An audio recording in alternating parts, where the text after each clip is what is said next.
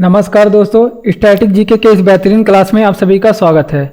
आज की इस वीडियो में हम लोग स्टैटिक जीके के महत्वपूर्ण प्रश्नों को पढ़ेंगे और इस एक प्रश्न से आपके स्टैटिक जीके में आपके जीएस में जितने भी सब्जेक्ट आते हैं सभी का रिवीजन हो जाएगा। और ये सारे प्रश्न बार बार एग्जाम में पूछे जाते हैं और ये सारे प्रश्न आपके जीएस के जितने भी सब्जेक्ट होते हैं उनसे लिया गया है। इस वजह से आपके इस एक वीडियो से जीएस के सारे सब्जेक्ट का रिवीजन हो जाएगा। चलिए आज का क्लास शुरू करते हैं। तो देखिए, पहला प्रश्न है कि किस रंग के प्रकाश का प्रकीर्णन सर्वाधिक होता है, और इन प्रश्नों से भी संबंधित जितने प्रश्न बन सकते हैं सभी को हम लोग देखेंगे। तो देखिए, बैगनी का प्रकाश का प्रकीर्णन सबसे अधिक होता है, यानी कि प्रकीर्णन मतलब बिखराव।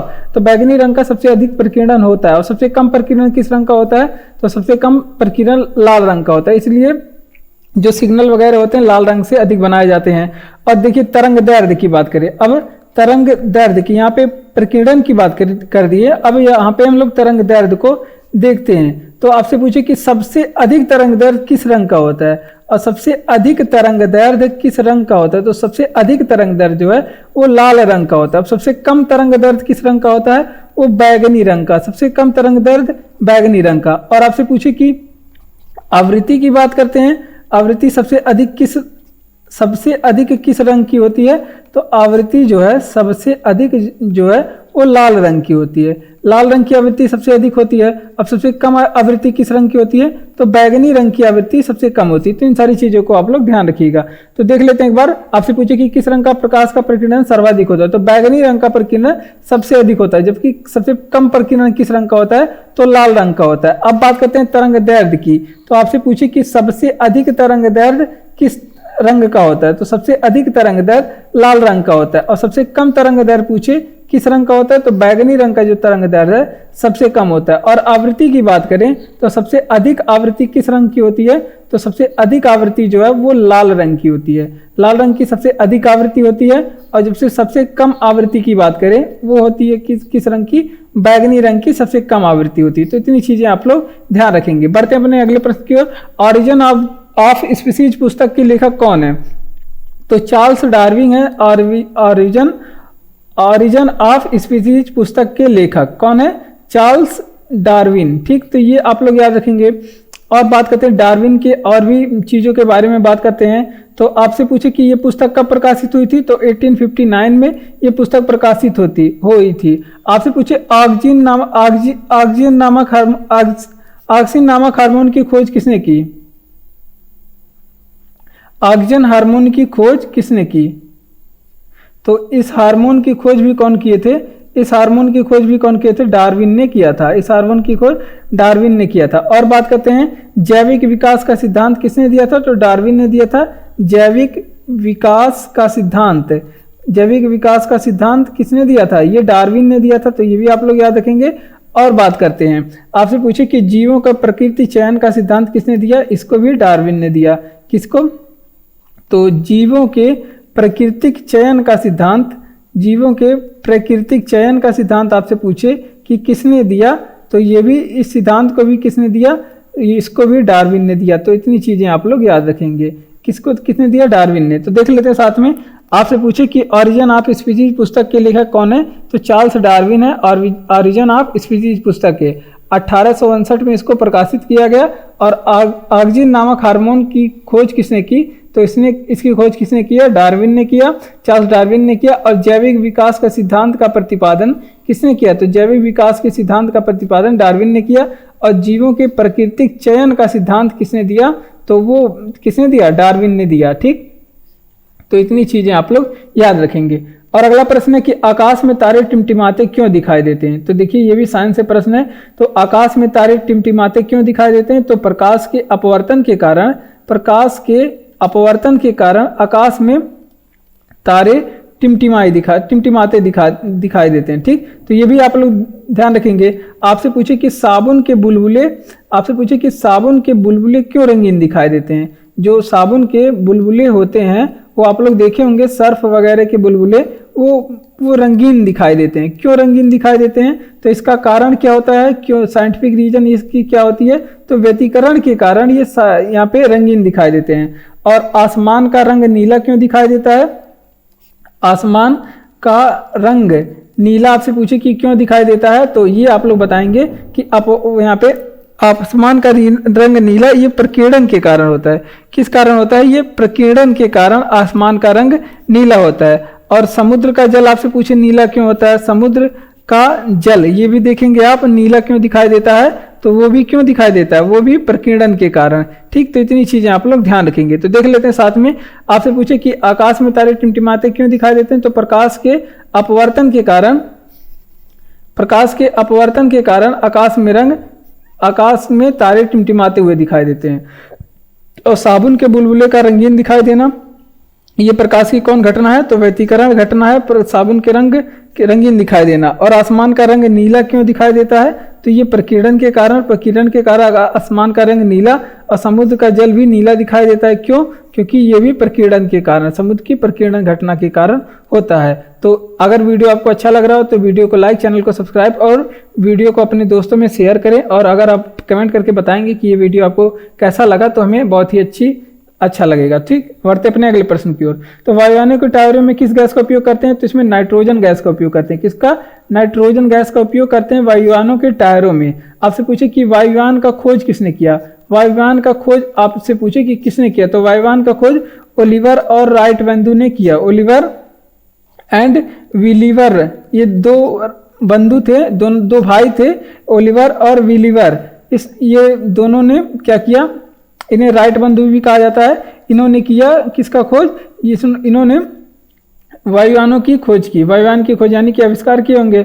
और वायुयान किस मंडल में उड़ते हैं, आपसे पूछे कि वायुयान किस मंडल में उड़ते हैं, किस मंडल में उड़ते हैं, तो ये आप लोग बताएंगे कि वायुयान समताप मंडल में उड़ते हैं। किस मंडल में? समताप मंडल में उड़ते हैं। तो ये आप लोग ध्यान रखेंगे।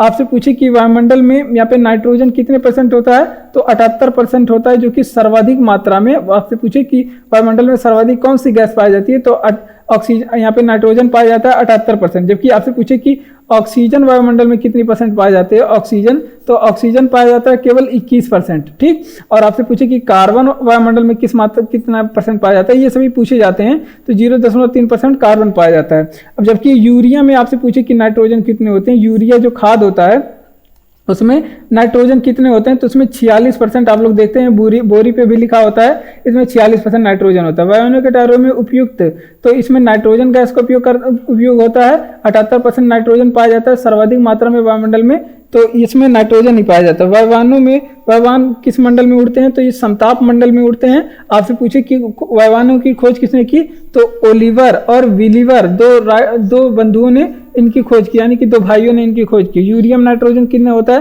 तो 46% यूरियम में नाइट्रोजन, ऑक्सीजन वायुमंडल में कितना 21% और कार्बन वायुमंडल में 0.03% होता है।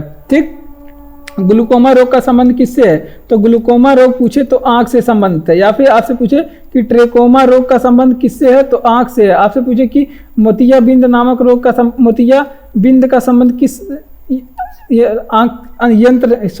अंग से है, तो वो भी आंख से है। आपसे पूछे कि रतौंधी किस अंग से संबंधित है, तो अभी आंख से। और किसकी कमी से होता है रतौंधी, तो विटामिन ए की कमी से रतौंधी नामक रोग होता है। और विटामिन ए का रासायनिक नाम आपसे पूछे कि रासायनिक नाम विटामिन ए का क्या है, तो इसे क्या कहते हैं, विटामिन रेटिनाल।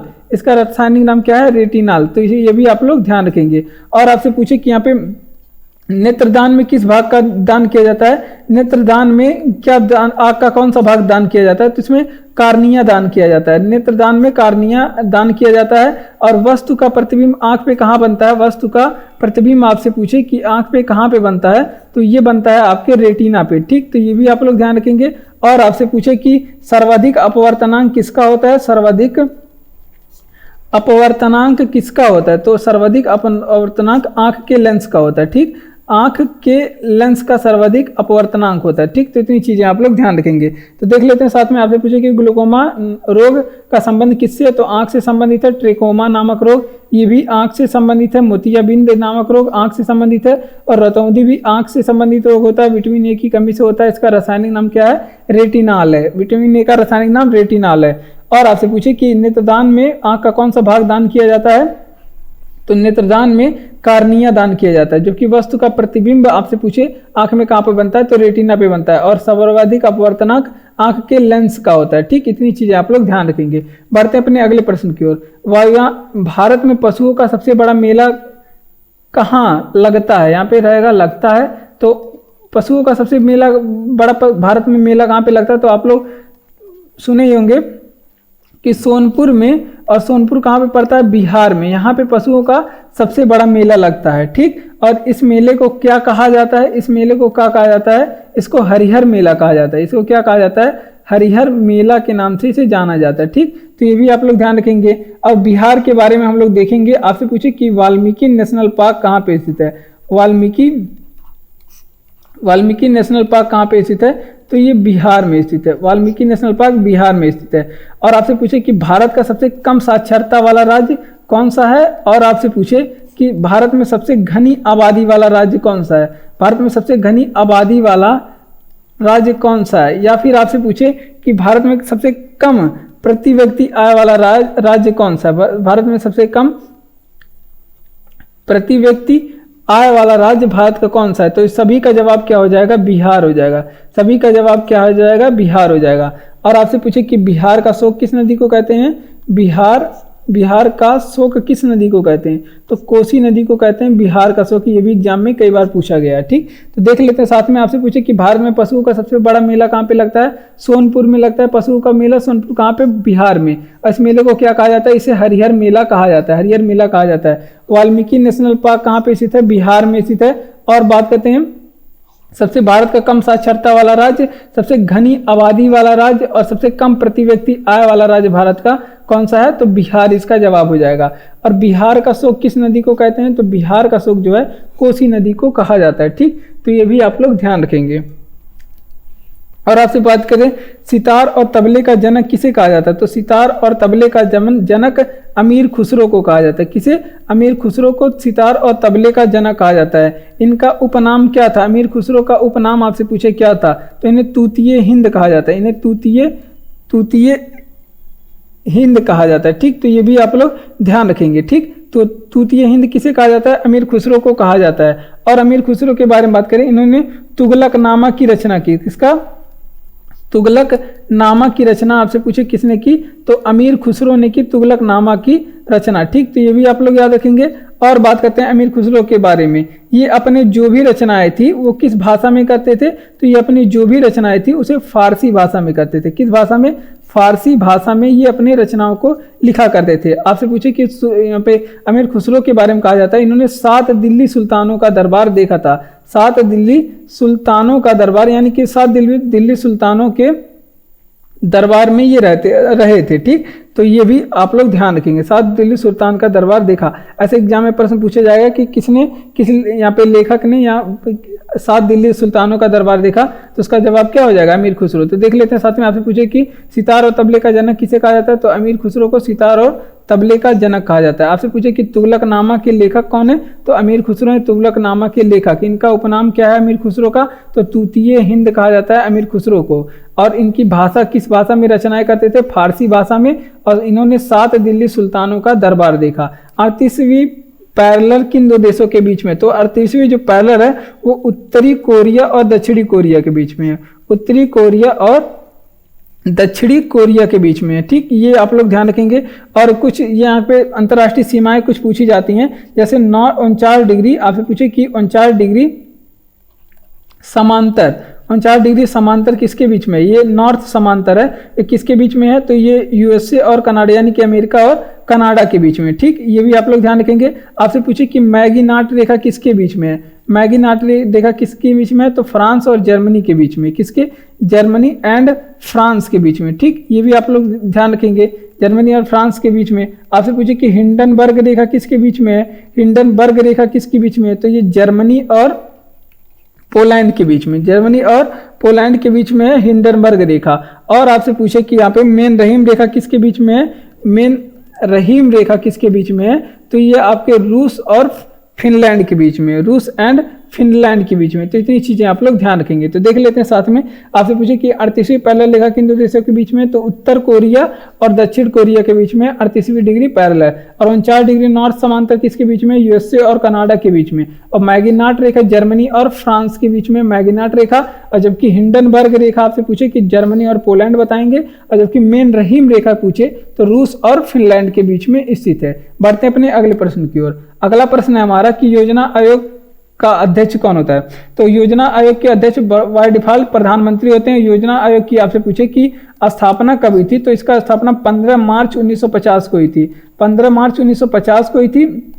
अब योजना आयोग का नया नाम बदला गया है। नया नाम क्या हो गया है, इसको कर दिया गया है नीति आयोग। क्या, नीति आयोग। और आपसे पूछे कि नीति आयोग की स्थापना कब हुई, यानी कि इसका नाम बदल के कब किया गया, तो इसका स्थापना हुआ था 1 जनवरी 2015 में। 1 जनवरी में 2015 में इसकी स्थापना हुई। और इसके अध्यक्ष नीति आयोग के बाय डिफॉल्ट अध्यक्ष, जैसे इसके योजना आयोग के अध्यक्ष प्रधानमंत्री होते हैं, तो इसके भी होते हैं कौन, प्रधानमंत्री।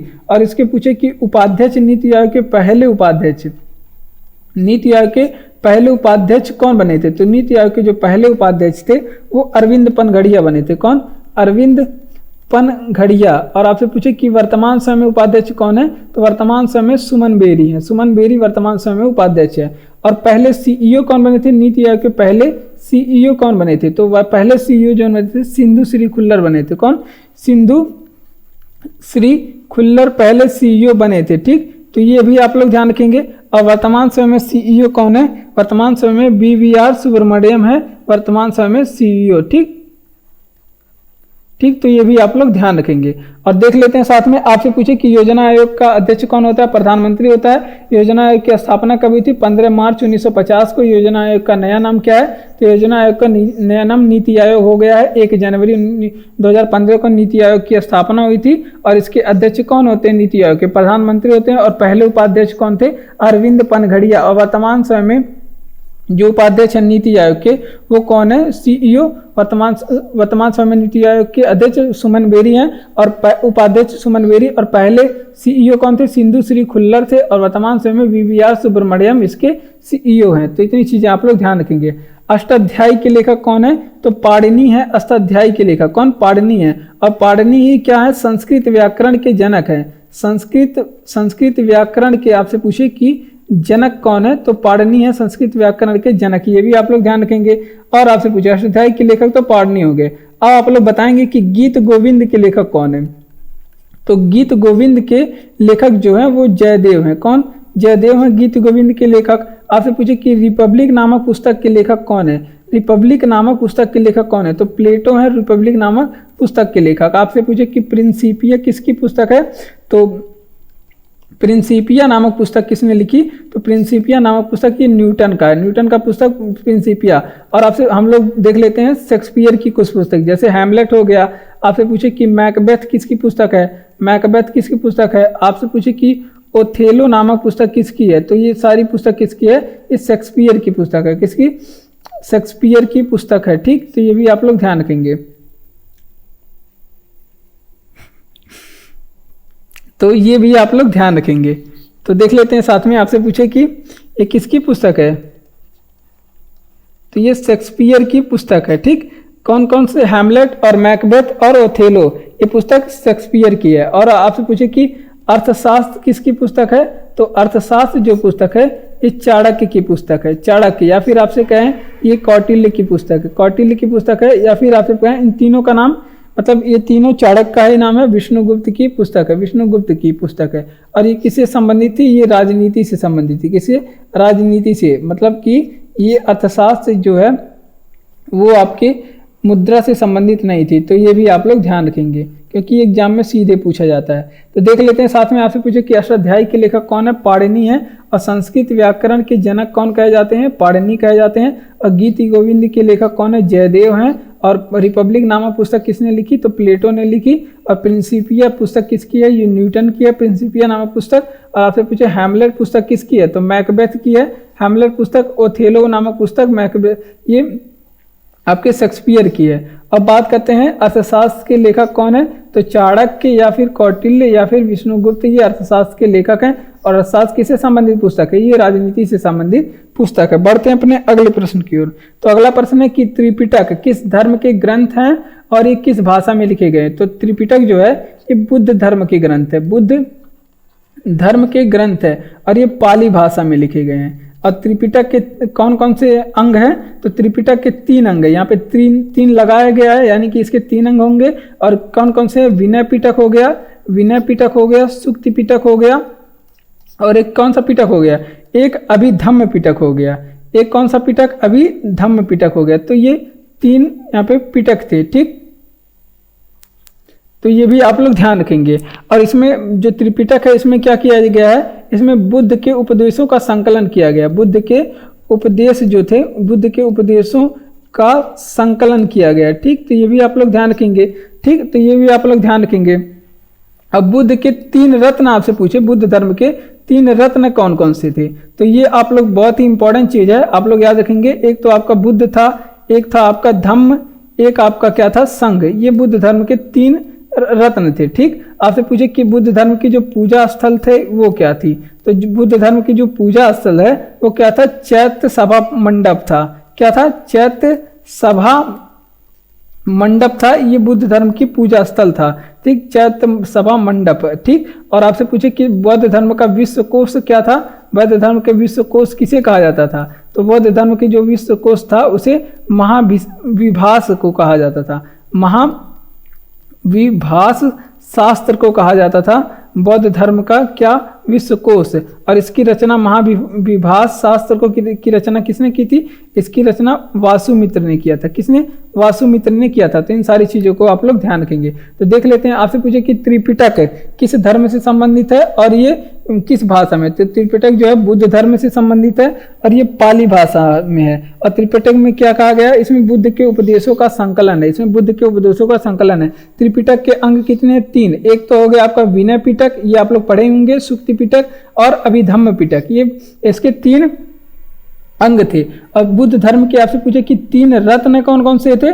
तो आप लोग ध्यान रखेंगे, बुद्ध, धम्म और संघ, ये बुद्ध धर्म के 3 रत्न थे। ये एग्जाम में पूछा जाता है। बुद्ध की धर्म की पूजा स्थल के क्या नाम था? तो चैत्य महासभा मंडप इसकी इसकी पूजा स्थल का नाम था। विश्वकोश क्या है? तो महाविभास शास्त्र है, महाविभाषा शास्त्र है इसकी पुस्तक, ठीक। और बात करते हैं इसकी रचना किसने की थी? वासुमित्र ने की थी। एक अश्वशक्ति बराबर कितना होता है? तो एक अश्वशक्ति बराबर 746 वाट होता है, ठीक। तो ये आप लोग ध्यान रखेंगे। और बात करते हैं, आपसे पूछे कि शक्ति का एसआई मात्रक क्या होता है? शक्ति का एसआई मात्रक आपसे पूछे क्या होता है? तो शक्ति का एसआई मात्रक वाट होता है, या फिर आप कह सकते हैं वाट होता है शक्ति का एसआई मात्रक, या फिर जूल प्रति सेकंड होता है। जूल प्रति सेकंड ये शक्ति का एसआई मात्रक होता है, ठीक। वाट या फिर जूल प्रति सेकंड होता है, ठीक। आपसे पूछे कि शक्ति की विमा क्या होती है? आपसे पूछे कि शक्ति की विमा क्या होती है, ठीक। तो ये आप लोग बताएंगे शक्ति की विमा क्या होती है। तो ये होती है ml पे पावर 2 और t पे -3, ये शक्ति की विमा होती है, ठीक। तो ये भी आप लोग ध्यान रखेंगे। तो देख लेते हैं साथ में, आपसे पूछे कि एक अश्वशक्ति बराबर कितना होता है? 746 वाट होता है। और शक्ति का एसआई मात्रक क्या होता है? तो वाट होता है शक्ति का एसआई मात्रक। जूल प्रति सेकंड भी आप कह सकते हैं। शक्ति की विमा क्या होती है? तो ml पे 2 और t पे -3 इसकी विमा होती है। और आपसे पूछे कि वनस्पति घी के निर्माण में प्रयुक्त गैस कौन सी होती है? तो वनस्पति जो निर्माण है वनस्पति घी का, इसमें कौन सी गैस का प्रयोग होता है? तो इसमें हाइड्रोजन का प्रयोग करते हैं। किसका? हाइड्रोजन का प्रयोग करते हैं, ठीक। और हाइड्रोजन के बारे में बात करें तो हाइड्रोजन की खोज किसने की थी? तो हाइड्रोजन की खोज हेनरी बेकुरल ने की थी। किसने? हेनरी बेकुरल ने की थी हाइड्रोजन की खोज। और आपसे पूछे कि हाइड्रोजन को इसे भविष्य का ईंधन कहा जाता है। क्या कहा जाता है? इसे भविष्य का ईंधन कहा जाता है, ठीक। यानी कि भविष्य में हम लोग हाइड्रोजन का काम ले सकते हैं ईंधन के रूप में, ठीक। तो ये भी आप लोग ध्यान रखेंगे। और आपसे पूछे कि हाइड्रोजन के समस्थानिक कितने होते हैं? तो हाइड्रोजन के जो समस्थानिक होते हैं 3 समस्थानिक होते हैं। कौन कौन से? एक तो आपका हो जाएगा प्रोटियम, ये हाइड्रोजन का पहला समस्थानिक प्रोटियम हो गया, ड्यूटीरियम हो गया, प्रोटियम, ड्यूटीरियम, और फिर एक क्या? ट्रिटियम। ये हाइड्रोजन के ट्राइटियम, ये हाइड्रोजन के 3 समस्थानिक होते हैं, जो कि ये होता है 1H1, 1H2 और 1s3 ये होते हैं इसके 3 समस्थानिक। समस्थानिक किसे कहते हैं? जिसमें ये परमाणु क्रमांक सेम होते हैं उसको समस्थानिक कहते हैं।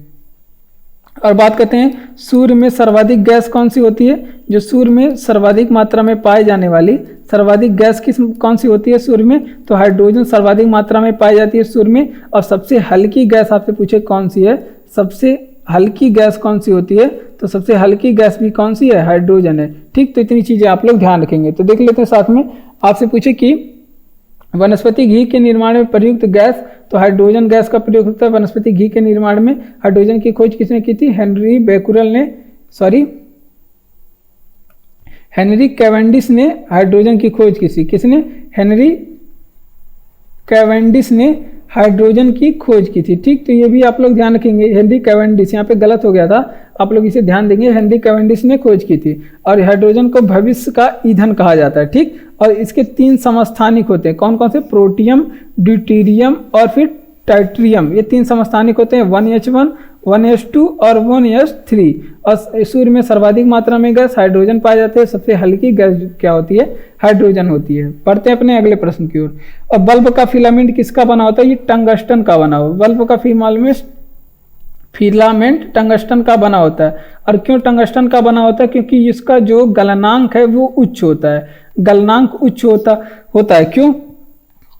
क्योंकि ये जो गलनांक उच्च होगा तो ये जल्दी गलेगा नहीं। ठीक, गलनांक सबसे ऊंचा होता है। ठीक, तो ये भी आप लोग ध्यान रखेंगे। और इसमें बल्ब में आपसे पूछे कि कौन सा गैस भरा होता है, तो बल्ब में हमेशा गैस, अक्रिय गैस भरे होते हैं। जैसे आर्गन हो गया, नियॉन हो गया, ये सारे गैस यहाँ पे भरे होते हैं बल्ब में। ठीक, और बल्ब का आपसे पूछे कि आविष्कार किसने किया?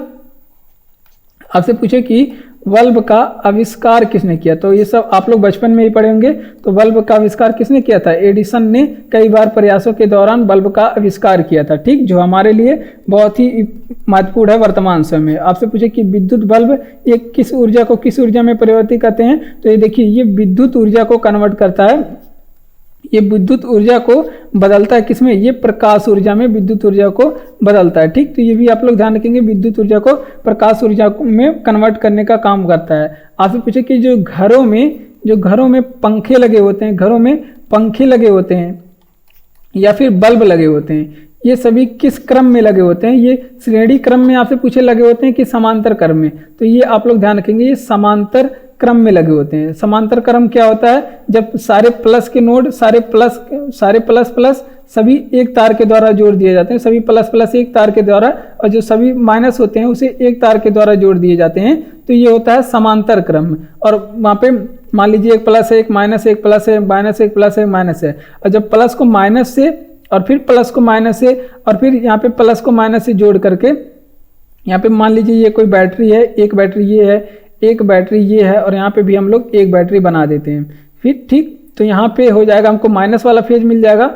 और यहाँ पे एक बैटरी और बनाएंगे हम लोग, तो यहाँ से प्लस वाला मिल जाएगा। तो ये कौन सा क्रम हो गया? ये आपका श्रेणी क्रम हो गया, ये श्रेणी क्रम वाला हो गया। ठीक, तो ये दोनों आप लोग ध्यान रखेंगे। इसमें क्या किया जाता है? माइनस एक ले लिया जाता है, फिर प्लस को माइनस से, फिर जो प्लस बचा उसको माइनस से, फिर प्लस को माइनस से, प्लस को माइनस से, इस तरह से इसे जोड़ा जाता है। तो ये कौन सा क्रम हो गया?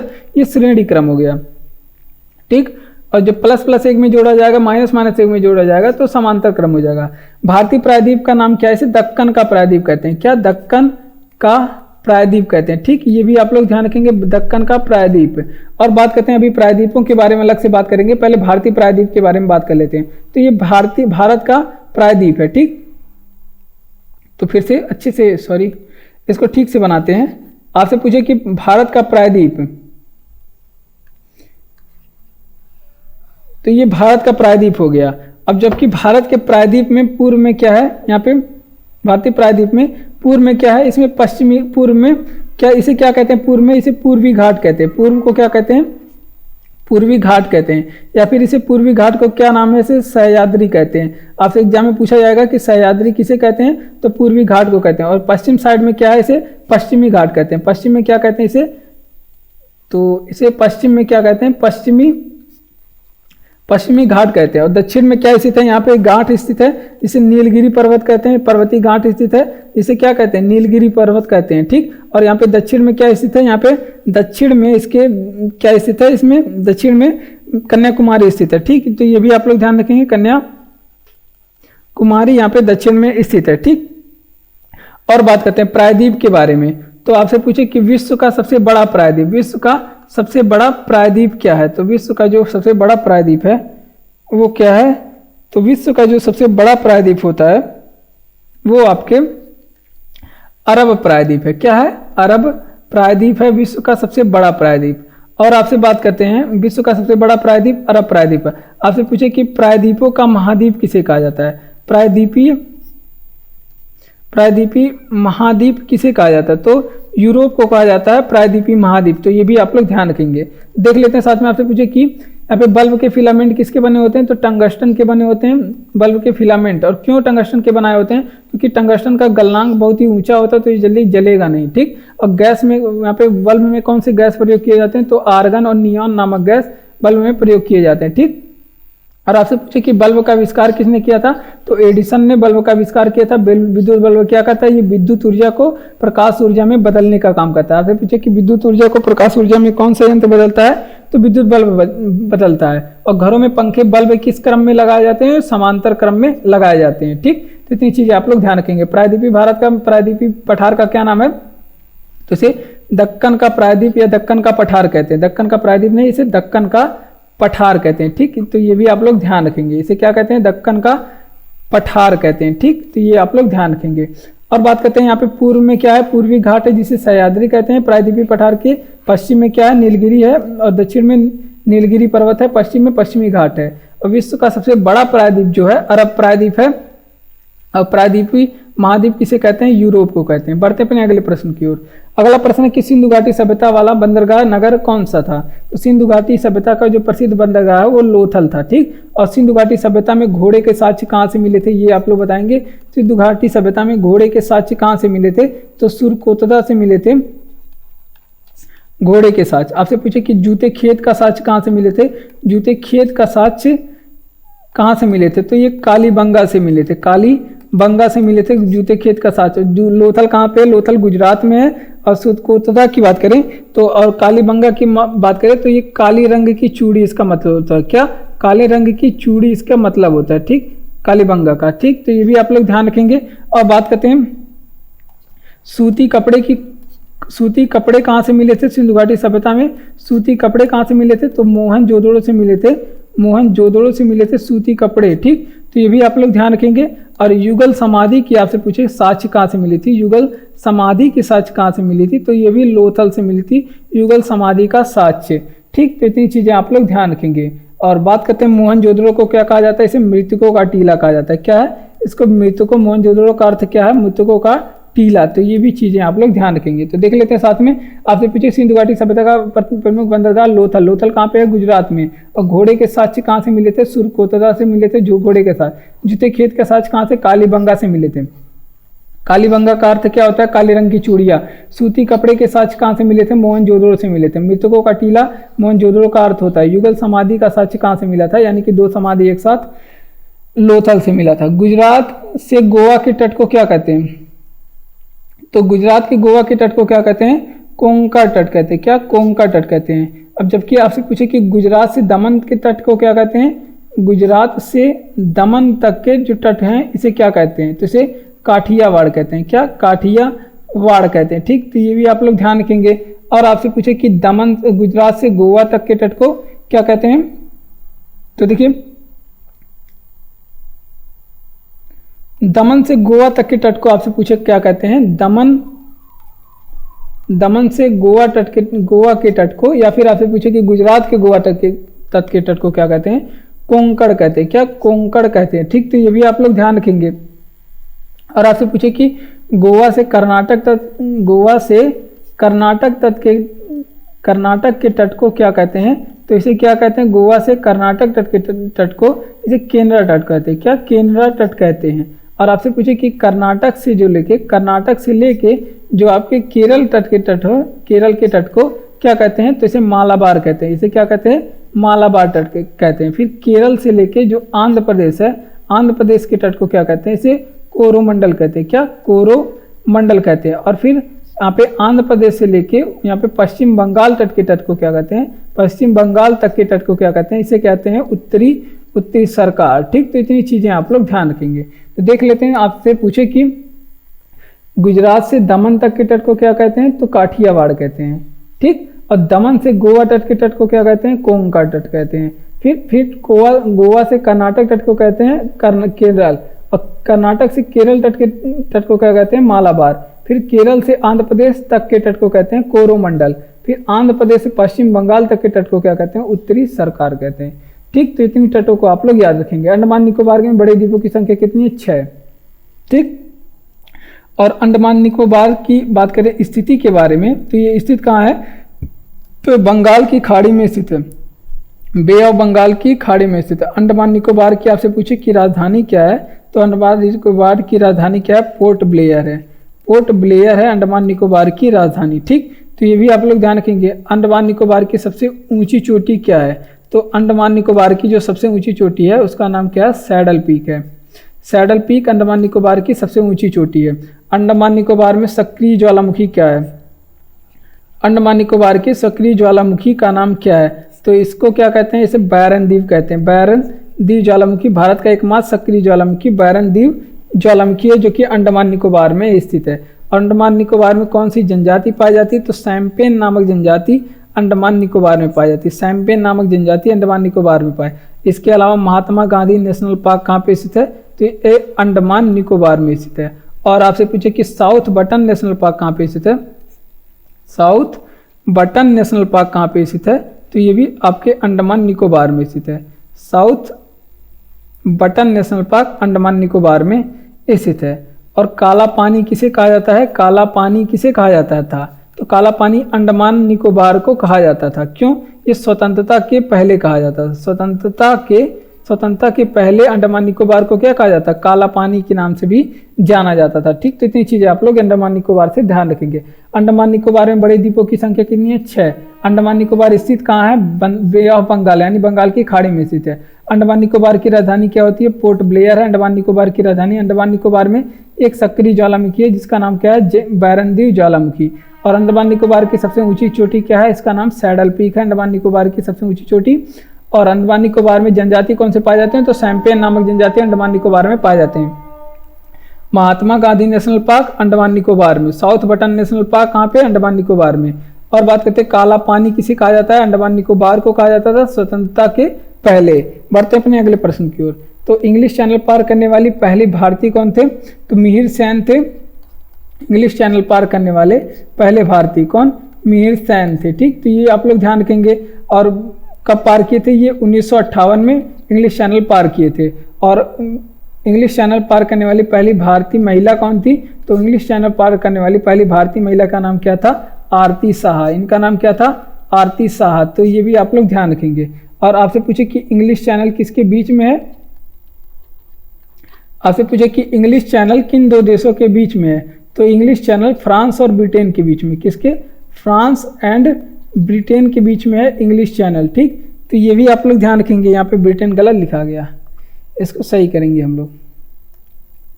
फ्रांस और ब्रिटेन के बीच में है इंग्लिश चैनल। ठीक, तो ये भी आप लोग ध्यान रखेंगे।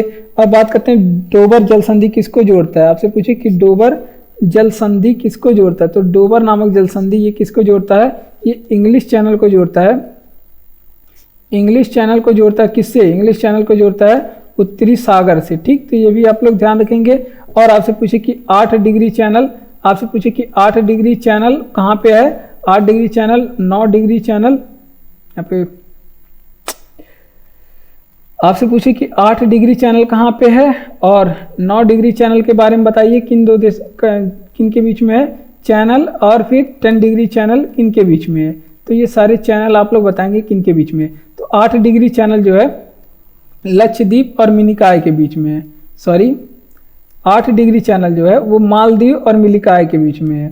किसके बीच में है, ये मालदीव एंड किसके बीच में, मिनिकॉय के बीच में है। ठीक, तो ये भी आप लोग ध्यान रखेंगे। और बात करते हैं 9 डिग्री चैनल जो है ये मिनिकॉय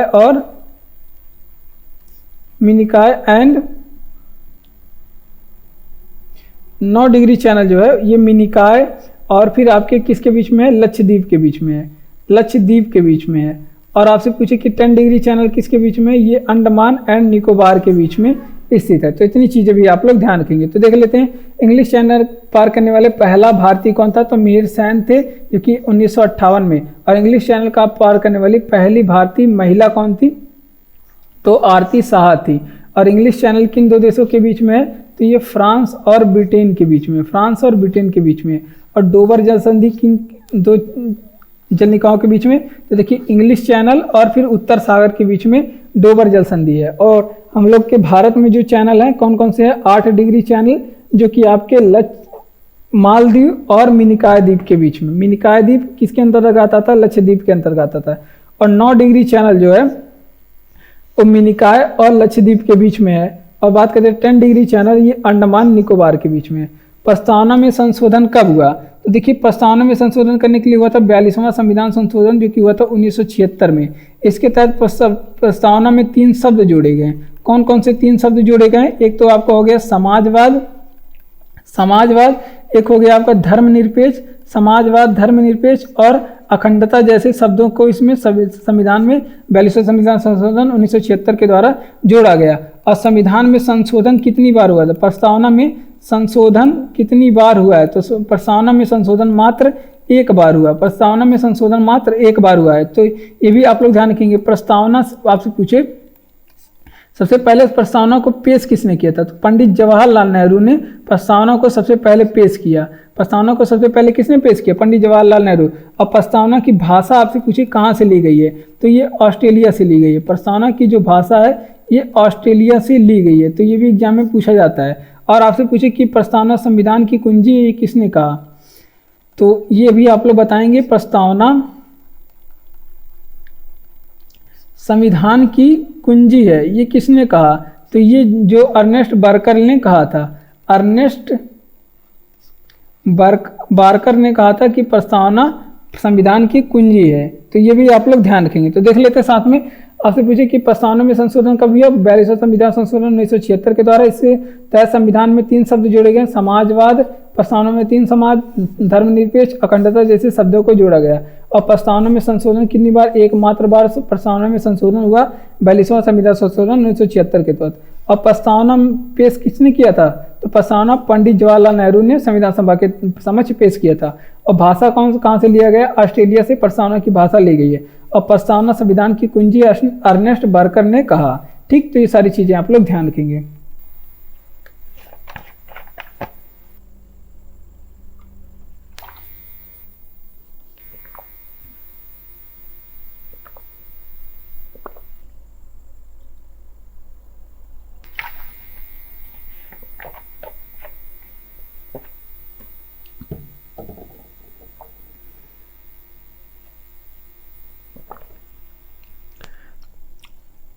और अगला प्रश्न है कि पानी की बूंदें गोल होने का कारण क्या है, तो पानी की बूंदें क्यों गोल होती हैं, तो पृष्ठीय तनाव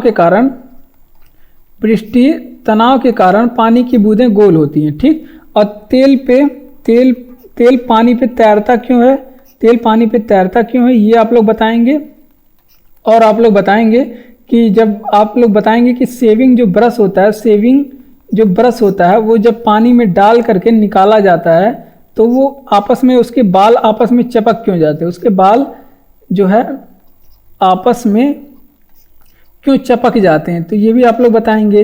तो ये सारी घटनाएं क्यों होती हैं, ये भी पृष्ठीय तनाव के कारण होती है, पृष्ठीय तनाव के कारण होती है। जो पानी पे तेल तैरता है पृष्ठीय तनाव के कारण, और जो सेविंग ब्रश है उसको जब पानी में डुबो के बाहर निकालते हैं तो उसके सारी बाल जो होते हैं आपस में चिपक जाती हैं।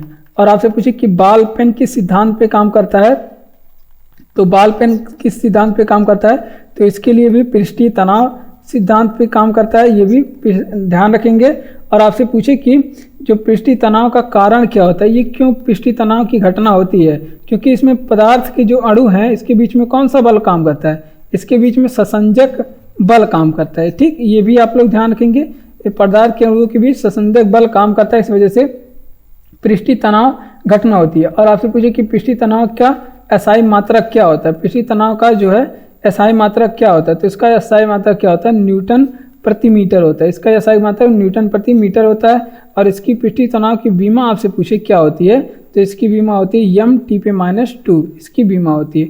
ठीक, तो ये भी आप लोग ध्यान रखेंगे। तो देख लेते हैं साथ में, आपसे पूछे कि पानी की बूंदें गोल होने का कारण क्या है? तो पृष्ठीय तनाव है पानी की बूंदें गोल होने के कारण।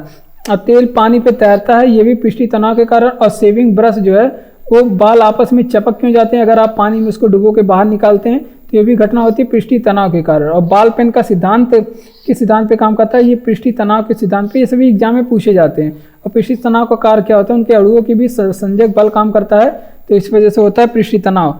और एसआई मात्रा क्या होता है पृष्ठीय तनाव का? तो न्यूटन प्रति मीटर होता है। बीमा क्या होती है? ml टी पे -2 होती है। और मानव निर्मित पहला रेशा क्या था? तो मानव निर्मित पहला रेशा नायलॉन का था। नायलॉन मानव निर्मित पहला रेशा था। और नायलॉन की खोज किसने की? आपसे पूछे कि नायलॉन की खोज किसने की, तो ये भी आप लोग बताएंगे। तो कारोथर्स ने किया था। नायलॉन की खोज कारोथर्स ने किया था। और मानव निर्मित पहला धान्य क्या था? मानव निर्मित पहला धान्य क्या था? यानी कि मानव निर्मित पहला धान्य क्या था? तो ट्रिटिकल नामक धान मानव निर्मित पहला धान था। क्या? ट्रिटिकल नामक धान मानव निर्मित पहला धान था। तो ये भी आप लोग ध्यान रखेंगे। ठीक, तो इतनी चीजें आप लोग ध्यान रखें। मानव निर्मित पहला रेशा नायलॉन था। और नायलॉन की खोज किसने की? तो कारोथर्स ने किया था नायलॉन की खोज। मानव निर्मित पहला धान क्या था?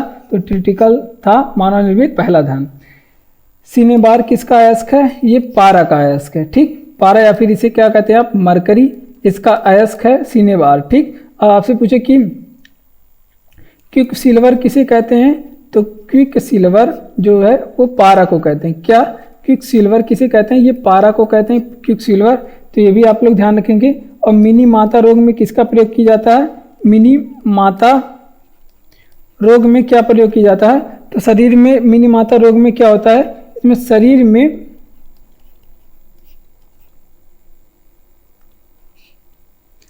मिनी माता रोग में क्या होता है? इसमें शरीर में पारा की मात्रा अधिक हो जाती है। शरीर में पारा की मात्रा क्या होती है? बढ़ जाती है। इसमें मिनी माता रोग में इसमें प्रयोग किया जाता है। सॉरी, मिनी माता रोग में शरीर में पारा की मात्रा बढ़ जाती है। अमलगम की बात करें, अमलगम का निर्माण कैसे होता है? अमलगम का निर्माण कैसे होता है? जब पारे के साथ किसी धातु को मिलाएंगे, पारा प्लस किसी धातु अन्य धातु को मिलाएंगे तो आपको अमलगम का निर्माण होता है। ठीक, और द्रव्य अवस्था में कौन से तत्व पाए जाते हैं? तो ये भी आप लोग ध्यान रखेंगे। द्रव अवस्था में कौन सी धातु पाई जाती है? तो पारा ऐसी धातु है जो द्रव अवस्था में पाई जाती है। ठीक, तो देख लेते हैं। आपसे पूछे कि सिनेबार किसका अयस्क है? तो पारा या फिर मरकरी का अयस्क है। क्विक सिल्वर किसे कहा जाता है? तो पारा या फिर मरकरी को क्विक सिल्वर कहा जाता है। और मिनी माता रोग में शरीर में पारा की मात्रा बढ़ जाती है। अमलगम का निर्माण कैसे होता है? तो पारा के साथ किसी अन्य धातु को जो आप मिलाते हैं तो अमलगम का निर्माण होता है। द्रव अवस्था में पाई जाने वाली धातु क्या है? तो पारा है। ठीक, बढ़ते अपने अगले प्रश्न की ओर। वाहनों की हेडलाइट में उपयोग किए जाने वाले दर्पण, वाहनों की हेडलाइट में उपयोग दर्पण कौन सा होता है? तो वाहनों की हेडलाइट में अवतल दर्पण का उपयोग करते हैं। वाहनों की हेडलाइट में अवतल दर्पण का उपयोग करते हैं।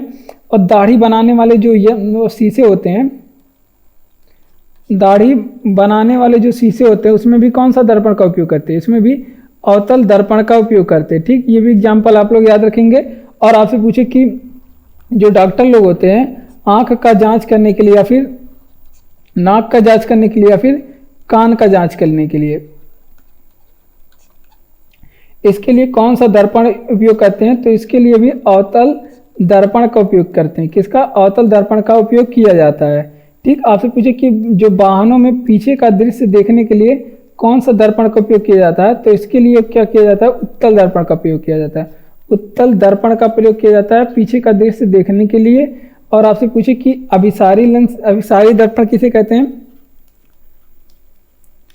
अभिसारी दर्पण किसे कहते हैं? तो अभिसारी जो दर्पण है वो अवतल दर्पण को कहते हैं। किसे? अवतल दर्पण को। जो आपसे पूछे कि अपसारी दर्पण किसे कहते हैं? अपसारी दर्पण किसे कहते हैं? तो अपसारी दर्पण जो है वो उत्तल लेंस को कहते हैं। किसे? उत्तल दर्पण को कहते हैं। ठीक, तो ये भी आप लोग ध्यान रखेंगे। देख लेते हैं साथ में। आपसे पूछे कि वाहनों के हेडलाइट में उपयोग दर्पण कौन सा? अवतल दर्पण। और आंख की जांच के लिए, नाक की जांच के लिए, फिर कान की जांच के लिए जो डॉक्टर अपने पास रखता है वो अवतल दर्पण रखता है। दाढ़ी बनाने के लिए अवतल दर्पण का उपयोग किया जाता है। पीछे के दृश्य देखने के लिए अवतल दर्पण का उपयोग किया जाता है। अभिसारी लेंस, अभिसारी दर्पण किसे कहते हैं? तो ये अवतल दर्पण को कहते हैं अभिसारी दर्पण, जो कि अपसारी दर्पण आपसे पूछे किसे कहते हैं? तो उत्तल दर्पण को अपसारी दर्पण कहते हैं। प्रकाश की चाल सर्वाधिक किस मात्रा में होती है? तो माध्यम में होती है। तो प्रकाश की चाल सर्वाधिक निर्वात में होती है और कितनी होती है? 3 × 10⁸ मीटर प्रति सेकंड इसकी चाल होती है। ठीक, तो ये भी आप लोग ध्यान रखेंगे। और प्रकाश की चाल न्यूनतम आपसे पूछे किस में होती है? तो प्रकाश की चाल न्यूनतम ठोस में होती है। ठीक, ये भी आप लोग ध्यान रखेंगे। और आपसे पूछे कि प्रकाश के वेग को सबसे पहले किसने मापा? प्रकाश के वेग को सबसे पहले किसने मापा था? तो ये आप लोग बताएंगे कि प्रकाश के वेग को सबसे पहले किसने मापा था? रोमर ने मापा था प्रकाश के वेग को। ठीक, तो प्रकाश का निश्चित किस वजह से होता है? प्रकाश का रंग निश्चित का निर्धारण ये किसकी वजह से होता है? तो प्रकाश का रंग का निर्धारण, किस रंग का प्रकाश है इसका निर्धारण किससे होता है? तो तरंग दैर्ध्य से होता है। ठीक, तो ये भी आप लोग ध्यान रखेंगे। तरंग दैर्ध्य से प्रकाश का जो रंग है उसका निर्धारण होता है। ठीक, और प्रकाश का तरंग दैर्ध्य कितना होता है? तो प्रकाश का तरंग दैर्ध्य कितना होता है? तो ये होता है आपका 3900 एंगस्ट्रॉम से लेके 3900 एंगस्ट्रॉम से लेके ये होता है आपका 7800 एंगस्ट्रॉम प्रकाश का तरंग दैर्ध्य होता है। ठीक, तो ये भी आप लोग ध्यान रखेंगे। और बात करते हैं प्रकाश जिन छोटे छोटे कण के रूप में चलता है। प्रकाश एक छोटे छोटे कण के रूप में चलता है। तो उस पर प्रकाश के छोटे छोटे जो कण होते हैं उसको क्या कहते हैं? उसे फोटॉन कहते हैं। ठीक, तो ये भी आप लोग ध्यान रखेंगे। और बात करते हैं सूर्य का प्रकाश। आपसे पूछे कि सूर्य का प्रकाश चंद्रमा पे कितने समय में आता है? तो ये आता है 1.3 सेकंड में। और जबकि आपसे पूछे कि सूर्य का प्रकाश जो है पृथ्वी पे कितने समय में आता है? तो ये पृथ्वी पे कितने समय में आता है? 8.3 मिनट में आता है। ठीक, ये भी आप लोग ध्यान रखेंगे। ठीक, या फिर आपको 500 सेकंड। और सूर्य के प्रकाश में कौन सी विटामिन होती है? तो इसमें विटामिन डी होता है। ठीक, इतनी चीजें आप लोग ध्यान रखेंगे। तो देख लेते हैं साथ में। आपसे पूछे कि सूर्य का प्रकाश सर्वाधिक किस माध्यम में होता है? तो निर्वात में होता है, 3 × 10⁸ मीटर प्रति सेकंड। सूर्य का प्रकाश न्यूनतम किस में होता है? ठोस में होता है। और सूर्य का प्रकाश का रंग निर्धारण किसकी वजह से होता है? तो सूर्य के प्रकाश का रंग निर्धारण तरंग दैर्ध्य से होता है। और प्रकाश के छोटे छोटे कण को क्या कहते हैं? प्रकाश के छोटे छोटे कण को फोटॉन कहते हैं। और सूर्य के प्रकाश का तरंग दैर्ध्य कितना होता है? 3900 एंगस्ट्रॉम से 7800 एंगस्ट्रॉम। प्रकाश के वेग को सबसे पहले किसने मापा? तो रोमर ने मापा। और सूर्य का प्रकाश चंद्रमा पे कितने समय में आता है? तो सूर्य का प्रकाश जो है चंद्रमा पे 1.3 सेकंड में आता है। जबकि सूर्य का प्रकाश आपसे पूछे पृथ्वी पे कितने समय में आता है? तो ये 8.3 मिनट में आता है। तो इतनी चीजें आप लोग ध्यान रखेंगे।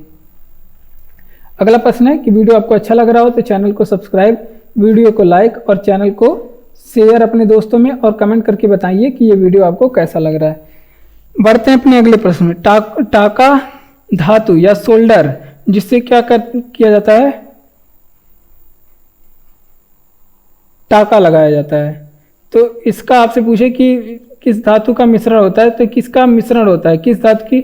तो यहाँ पे टीना प्लस सीसा मिलाया जाता है। इसके मिश्रण में टीना प्लस सीसा मिलाया जाता है। ठीक, आपसे पूछे कि आपको पीतल बनाना है तो किन चीजों का मिश्रण लेना पड़ेगा? तो इसमें क्या किया जाता है? तांबा और जस्ता मिलाया जाता है। तांबा और प्लस जस्ता को मिला के पीतल बनाया जाता है। ठीक, कांसा किससे मिला के बनाया जाता है? कांसा आपसे पूछे कि किसका मिश्रण होता है? ये तांबा और टिन का मिश्रण होता है। तांबा प्लस टिन का मिश्रण होता है कांसा। ठीक, तो ये भी आप लोग ध्यान रखेंगे। आपसे पूछे कि विद्युत फ्यूज किसका मिश्रण होता है? विद्युत फ्यूज तार किसका मिश्रण होता है?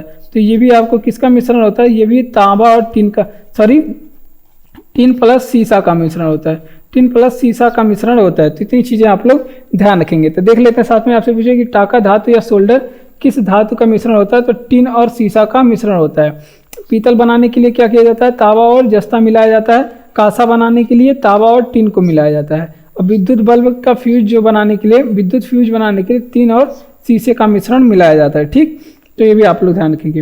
विश्व की पहली महिला अंतरिक्ष यात्री कौन थी? तो वेलेंटाइना थी। विश्व की पहली महिला अंतरिक्ष यात्री कहाँ की रहने वाली थी? रूस की रहने वाली थी। अंतरिक्ष में कब गई थी? 1963 में गई थी। और विश्व की पहली महिला अंतरिक्ष यात्री आपसे पूछे कि विश्व की पहली पुरुष अंतरिक्ष यात्री कौन थे? तो उनका क्या नाम था? यूरी गागरिन था। उनका नाम क्या था? यूरी गागरिन था। और ये कब गए थे? ये कहाँ के रहने वाले थे? तो ये भी रूस के रहने वाले थे। ये कब गए थे? 1961 में गए थे। और पहले भारतीय अंतरिक्ष यात्री कौन थे? पहले भारतीय, तो यहाँ पे फर्स्ट लिख लेते हैं, पहले भारतीय अंतरिक्ष यात्री कौन थे? तो पहले भारतीय अंतरिक्ष यात्री कौन थे? राकेश शर्मा थे। राकेश शर्मा थे पहले भारतीय अंतरिक्ष यात्री। कब गए थे? तो ये 1984 में अंतरिक्ष में गए थे। ठीक, तो इतनी चीजें आप लोग ध्यान रखेंगे। विश्व 1 रुपए के नोट पे किसका हस्ताक्षर होता है? तो यहाँ पे देख लेते हैं। पहले आपसे पूछे कि विश्व की पहली महिला अंतरिक्ष यात्री का क्या नाम था? वेलेंटाइना थी, रूस की थी और 1963 में गई थी। और विश्व में अंतरिक्ष में जाने वाले पहले पुरुष क्या थे? यूरी गागरिन थे, रूस के रहने वाले थे, 1961 में गए थे, रूस द्वारा भेजा गया था। और पहले भारतीय अंतरिक्ष यात्री कौन थे? तो राकेश शर्मा थे और इन्हें 1984 में भेजा गया था। और 1 रुपए के नोट पे किसका हस्ताक्षर होता है? तो वित्त सचिव का हस्ताक्षर होता है। वित्त सचिव का हस्ताक्षर होता है 1 रुपए के नोट पे। ठीक, और आपसे पूछे कि जो रुपए का सिंबल है, रुपए का डिजाइन, ये किसने तैयार किया?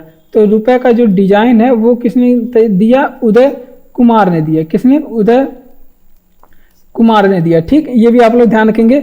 और इस रुपए का डिजाइन ये कब अपनाया गया? तो ये आप लोग बताएंगे। तो ये अपना 15 जुलाई 2010 को अपनाया गया। ठीक, ये भी आप लोग ध्यान रखेंगे, 15 जुलाई 2010 को ये अपनाया गया। ठीक, और आपसे पूछे कि यहाँ पे 1 रुपए के नोट पे तो वित्त सचिव के, और 1 रुपए के अलावा जो भी नोट होते हैं उस पर किसके हस्ताक्षर होते हैं? उस पर किसके हस्ताक्षर होते हैं? उस पर आरबीआई के गवर्नर के हस्ताक्षर होते हैं। आरबीआई के गवर्नर के हस्ताक्षर होते हैं। तो आरबीआई के जो गवर्नर होते हैं वर्तमान समय में कौन है? तो शक्तिकांत दास हैं वर्तमान समय में आरबीआई के गवर्नर। कौन है? शक्तिकांत दास। और ये किस नंबर के आरबीआई के गवर्नर है? ये 25वें नंबर के आरबीआई के गवर्नर हैं। तो देख लेते हैं। आपसे पूछे कि 1 रुपए के नोट पे किसका हस्ताक्षर होता है? तो वित्त सचिव का हस्ताक्षर होता है 1 रुपए के नोट पे। रुपए का डिजाइन किसने दिया? उदय कुमार ने दिया। ऐसे कब अपनाया गया? 15 जुलाई 2010 को संविधान सभा द्वारा अपनाया गया। नोटों पे किसके हस्ताक्षर होते हैं? तो आरबीआई के गवर्नर के हस्ताक्षर होते हैं। 1 रुपए के अलावा जितने भी नोट होते हैं उस पर आरबीआई के गवर्नर का हस्ताक्षर होता है। और आरबीआई के गवर्नर वर्तमान समय में कौन से? शक्तिकांत दास। और 25वें नंबर के ये आरबीआई के गवर्नर हैं। लेंस की क्षमता का मापन, लेंस की क्षमता का मापन किससे किया जाता है? डायोप्टर से किया जाता है लेंस की क्षमता का मापन। और आपसे पूछे कि लेंस के बारे में देख लेते हैं। आपसे पूछे कि दूरदृष्टि दोष में किस लेंस का उपयोग करते हैं? तो दूरदृष्टि दोष में कौन सा लेंस? उत्तल लेंस। ठीक, दूरदृष्टि दोष में उत्तल लेंस। और जबकि आपसे पूछे कि निकट दृष्टि दोष में कौन से लेंस का, निकट दृष्टि दोष में कौन सा लेंस का उपयोग करते हैं? तो इसके लिए कौन सा उपयोग करते हैं? अवतल लेंस का। ठीक, अवतल लेंस का उपयोग करते हैं निकट दृष्टि दोष में। ठीक, ये आप लोग ध्यान रखेंगे। अबिंदुकता में कौन सी लेंस का प्रयोग किए जाते हैं? अबिंदुकता में कौन सा लेंस का प्रयोग किया जाता है? तो अबिंदुकता में आप लोग ध्यान रखेंगे, इसमें बेलनाकार लेंस का प्रयोग करते हैं। अबिंदुकता में बेलनाकार लेंस का प्रयोग करते हैं। जबकि आपसे पूछे कि वायु का बुलबुला किस लेंस की तरह बिहेव करता है? वायु का बुलबुला किस लेंस की तरह ये व्यवहार करता है? तो ये आप लोग ध्यान रखेंगे। तो ये अवतल लेंस की तरह व्यवहार करता है। किस? अवतल लेंस की तरह व्यवहार करता है। ठीक, तो ये भी आप लोग ध्यान रखेंगे। तो इतनी चीजें आप लोग देख लेते हैं। तो देख लेते हैं। आपसे पूछे कि लेंस की क्षमता का मापन किसमें? डायोप्टर में किया जाता है। और दूरदृष्टि दोष में कौन सी लेंस का प्रयोग किया है? तो उत्तल लेंस का प्रयोग दूरदृष्टि दोष में। और निकट दृष्टि दोष में कौन सा लेंस का प्रयोग करते हैं? अवतल लेंस। दूरदृष्टि दोष में पास की चीजें नहीं दिखाई देती। दूरदृष्टि दोष में पास की चीजें नहीं दिखाई देती। और निकट दृष्टि दोष में क्या होता है? दूर की चीजें नहीं दिखाई देती। ठीक, अबिंदुकता की बात करें तो इसमें बेलनाकार लेंस का प्रयोग किया जाता है। और इसमें वायु का बुलबुला क्या है? लेंस की तरह, किस लेंस की तरह बिहेव करता है? तो अवतल लेंस की तरह वायु का बुलबुला बिहेव करता है। जो संसद के 2 सत्रों के बीच अधिकतम अवधि कितनी होनी चाहिए? तो अधिकतम अवधि 6 माह से अधिक नहीं होनी चाहिए। संसद के सत्र कौन बुलाता है? आपसे पूछे कि संसद के सत्र कौन बुलाता है? तो राष्ट्रपति बुलाते हैं। संसद के सत्र को कौन बुलाते हैं? राष्ट्रपति बुलाते हैं। आपसे पूछे कि संसद के सत्र का 17वासान कौन करते हैं? 17वासान कौन करता है? तो 17वासान कौन करता है? राष्ट्रपति करते हैं 17वासान। संसद के सत्र के जो 17वासान है वो कौन करते हैं? राष्ट्रपति जी करते हैं। ठीक, तो ये भी आप लोग ध्यान रखेंगे। और आपसे पूछे कि शून्य काल किसे कहते हैं, संसद में शून्य काल किसे कहते हैं, या फिर जीरो हावर किसे कहते हैं। ठीक, तो ये प्रश्नोत्तर के बाद का समय कहा जाता है। प्रश्नोत्तर जो काल है, प्रश्नोत्तर काल के बाद के समय को क्या कहा जाता है, शून्य काल कहा जाता है। ठीक, तो ये भी आप लोग ध्यान रखेंगे। और संसद के सत्र कितने होते हैं, संसद के सत्र कितने होते हैं, तो संसद के 3 सत्र होते हैं। कौन कौन से, तो ये आपका हो गया, आपका मानसून सत्र हो गया, मानसून सत्र हो गया, एक आपका हो गया शीत सत्र हो गया, मानसून सत्र हो गया, शीतकालीन सत्र हो गया, शीतकालीन सत्र हो गया, और एक आपका कौन सा हो गया, बजट सत्र। ये संसद के 3 सत्र होते हैं। ठीक, तो ये भी आप लोग ध्यान रखेंगे। तो देख लेते हैं साथ में। आपसे पूछे कि यहाँ पे आप संसद के 2 सत्रों के बीच में अधिकतम अवधि कितनी, 6 माह की होती है। और संसद के सत्र बुलाता कौन है, तो राष्ट्रपति बुलाते हैं। और सत्रावसान भी कौन करता है, तो राष्ट्रपति करते हैं सत्रावसान। ठीक, और शून्य काल किसे कहते हैं, तो प्रश्नोत्तर काल के बाद के समय को क्या कहते हैं, शून्य काल कहते हैं। ठीक, और संसद के 3 सत्र कौन कौन से होते हैं, तो 3 सत्र, मानसून सत्र हो गया, शीतकालीन सत्र हो गया, बजट सत्र हो गया। ये संसद के 3 सत्र होते हैं। बढ़ते हैं अपने अगले प्रश्न की ओर। ऋतु संहार, कुमार संभवम और रघुवंशम की रचना किसने की, तो इसकी रचना की थे कालिदास। कालिदास इसकी रचना की थे। आपसे पूछे कि मेघदूत की रचना किसने किया, मेघदूत की रचना किसने किया, तो इसकी भी रचना किसने किया, कालिदास ने किया। आपसे पूछे कि अभिज्ञान शाकुंतलम की रचना किसने किया, आपसे पूछे कि अभिज्ञान शाकुंतलम की रचना किसने किया, तो मेघदूत ने किया।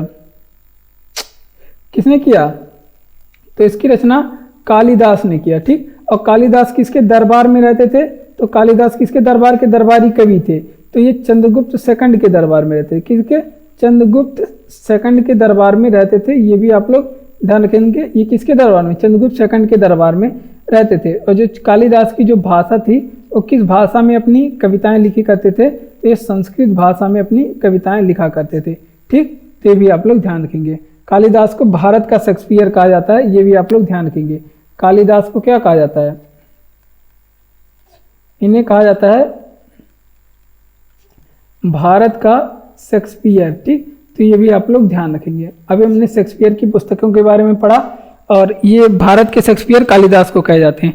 ऋतु संहार, कुमार संभवम, रघुवंशम किसकी रचना है, तो सभी रचनाएं कालिदास की। इसके अलावा मेघदूत भी कालिदास की रचना, अभिज्ञान शाकुंतलम, ये घुमा घुमा के प्रश्न पूछे जाते हैं एग्जाम में, तो इसी वजह से आप लोग सारे को याद रखेंगे।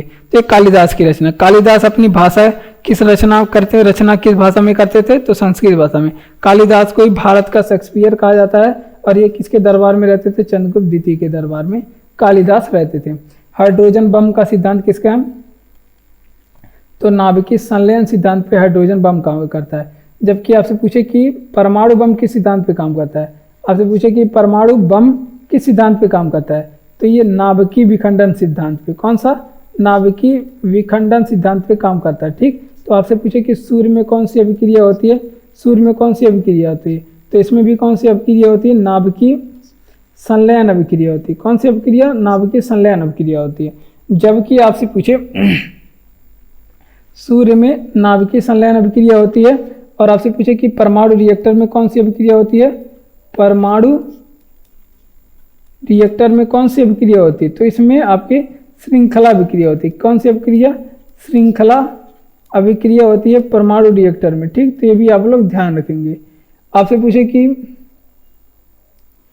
जो नाभिकीय रिएक्टर होता है, इसमें मंदक के रूप में कौन सा किस चीज़ का प्रयोग किया जाता है, जो नाभिकीय रिएक्टर होता है, इसमें मंदक के रूप में किस चीज़ का प्रयोग करते हैं, तो भारी जल का उपयोग करते हैं, जिसे क्या कहते हैं, भारी जल। इसका फार्मूला क्या होता है, D2O होता है भारी जल का फार्मूला।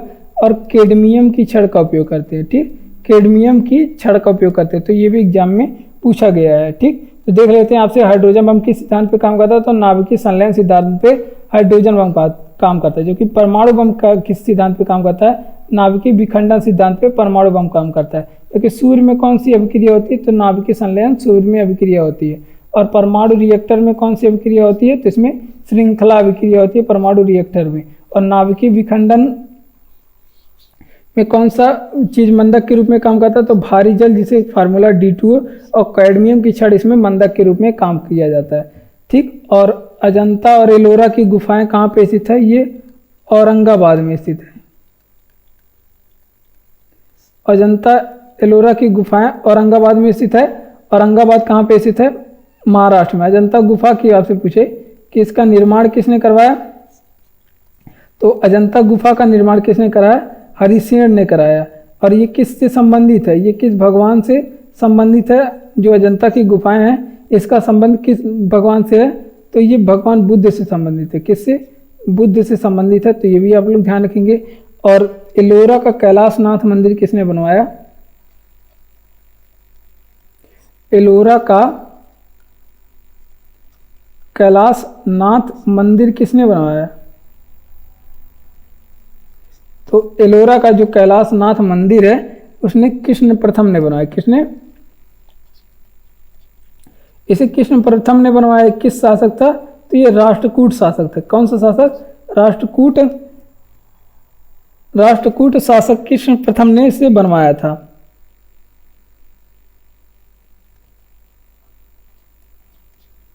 ठीक, तो ये भी आप लोग ध्यान रखेंगे। बीबी का मकबरा आपसे पूछे कहाँ पे है? बीबी का मकबरा आपसे पूछे कहाँ पे है? तो ये भी आपसे कहाँ पे है? औरंगाबाद में। कहाँ पे है? औरंगाबाद में। और इसका नया नाम क्या हो गया? इसका नया नाम संभाजी नगर हो गया। ठीक ठीक, तो ये भी चीज़ें आप लोग ध्यान रखेंगे। अब देख लेते हैं साथ में। आपसे पूछे कि अजंता एलोरा की गुफाएं कहाँ पे है? तो औरंगाबाद महाराष्ट्र में है अजंता एलोरा की गुफाएं। और इस अजंता गुफा का निर्माण किसने कराया? हरिसेन ने कराया। और ये किस धर्म से संबंधित है? बुद्ध धर्म से संबंधित है। एलोरा की कैलाशनाथ मंदिर किसने बनवाया? तो कृष्ण प्रथम ने बनाया। कृष्ण प्रथम राष्ट्रकूट शासक थे। और बात करते हैं बीबी का मकबरा किसने बनाया? औरंगाबाद में संभाजी नगर में। किसने बनवाया?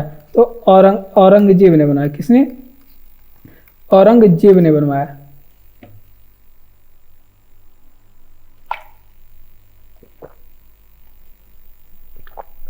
पेलाग्रा रोग किसकी कमी से होता है? तो विटामिन B3 की कमी से होता है। और विटामिन B3 का रासायनिक नाम क्या है? नियासिन है। विटामिन B3 का रासायनिक नाम क्या है? नियासिन है। आपसे पूछे कि गायटर रोग किसकी कमी से होता है? गायटर रोग, या फिर इसे कहते हैं घेंघा। गायटर रोग को ही कहते हैं घेंघा या फिर गलगंट। ये किसकी कमी से होता है? तो ये आपके आयोडीन की कमी से। किसका कमी से? आयोडीन की कमी से होता है। और कौन सी ग्रंथि प्रभावित होती है? तो थायराइड ग्लैंड इसमें प्रभावित होती है। ठीक, तो ये भी आप लोग ध्यान रखेंगे। इसमें प्रभावित कौन सी ग्रंथि होती है? थायराइड ग्रंथि प्रभावित होती है। ठीक, आपसे पूछे कि क्वासियोस्कर नामक रोग किसकी कमी से होता है? क्वासियोस्कर ये रोग किसकी कमी से होता है? तो ये शरीर में प्रोटीन की कमी से होता है। किसकी? प्रोटीन की कमी से नामक रोग होता है। ठीक, तो क्वासियोस्कर नामक रोग प्रोटीन की कमी से होता है। पशुओं में एक रोग होता है जिसे कहते हैं दुग्ध ज्वार रोग। दुग्ध ज्वार रोग ये किस में होता है? ये पशु में होता है। और इसमें किस चीज़ की कमी से होता है? तो कैल्शियम की कमी से पशु में होता है। ठीक, कैल्शियम की कमी से होता है। ठीक, तो ये भी चीज़ें आप लोग ध्यान रखेंगे। और आपसे पूछे पीलिया रोग के भी बारे में बताइए। पीलिया रोग, तो इसमें कौन सा अंग प्रभावित होता है? ये आप लोग बताएंगे कि कौन सा अंग प्रभावित होता है। तो इसमें यकृत प्रभावित होता है। यकृत के बारे में बात करें, सबसे बड़ी मानव शरीर की सबसे बड़ी ग्रंथि है और सबसे बड़ी बाह्यस्रावी ग्रंथि भी यकृत है। पेलाग्रा रोग किसकी कमी से होता है? तो विटामिन B3 की कमी से, जिसे नियासिन भी कहते हैं रासायनिक नाम। और ग्वाइटर रोग या फिर घेंगा रोग या फिर गलगंट नामक रोग किसकी कमी से होता है? तो ये आयोडीन की कमी से होता है। और क्वासियोस्कर नामक रोग किसमें? शरीर में प्रोटीन की कमी से होता है। और बात करते हैं दुग्ध ज्वार रोग किसकी कमी से होता है? पशुओं में। और कैल्शियम की कमी से दुग्ध ज्वार नामक रोग होता है। और पीलिया रोग किसकी कमी से होता है? तो शरीर में होता है। ये प्रभावित अंग यकृत की कमी से यकृत प्रभावित होता है। और आयोडीन या घेंघा रोग में थायराइड प्रभावित होता है। ठीक, महाबलीपुरम के रथ मंदिर का निर्माण किसने करवाया था? तो पल्लव राजा ने करवाया था महाबलीपुरम रथ मंदिर का निर्माण। और पल्लव राजा में भी आपसे पूछे किसने करवाया था? तो नरसिंह वर्मन ने करवाया था।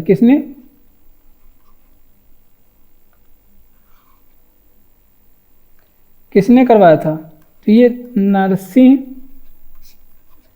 वर्मन ने इसका निर्माण करवाया था। ठीक, तो ये कहाँ पे है, तमिलनाडु में। कहाँ पे, तमिलनाडु में ये स्थित है। ठीक, तो ये भी आप लोग ध्यान रखेंगे। आपसे पूछे कि पल्लव वंश के संस्थापक कौन थे।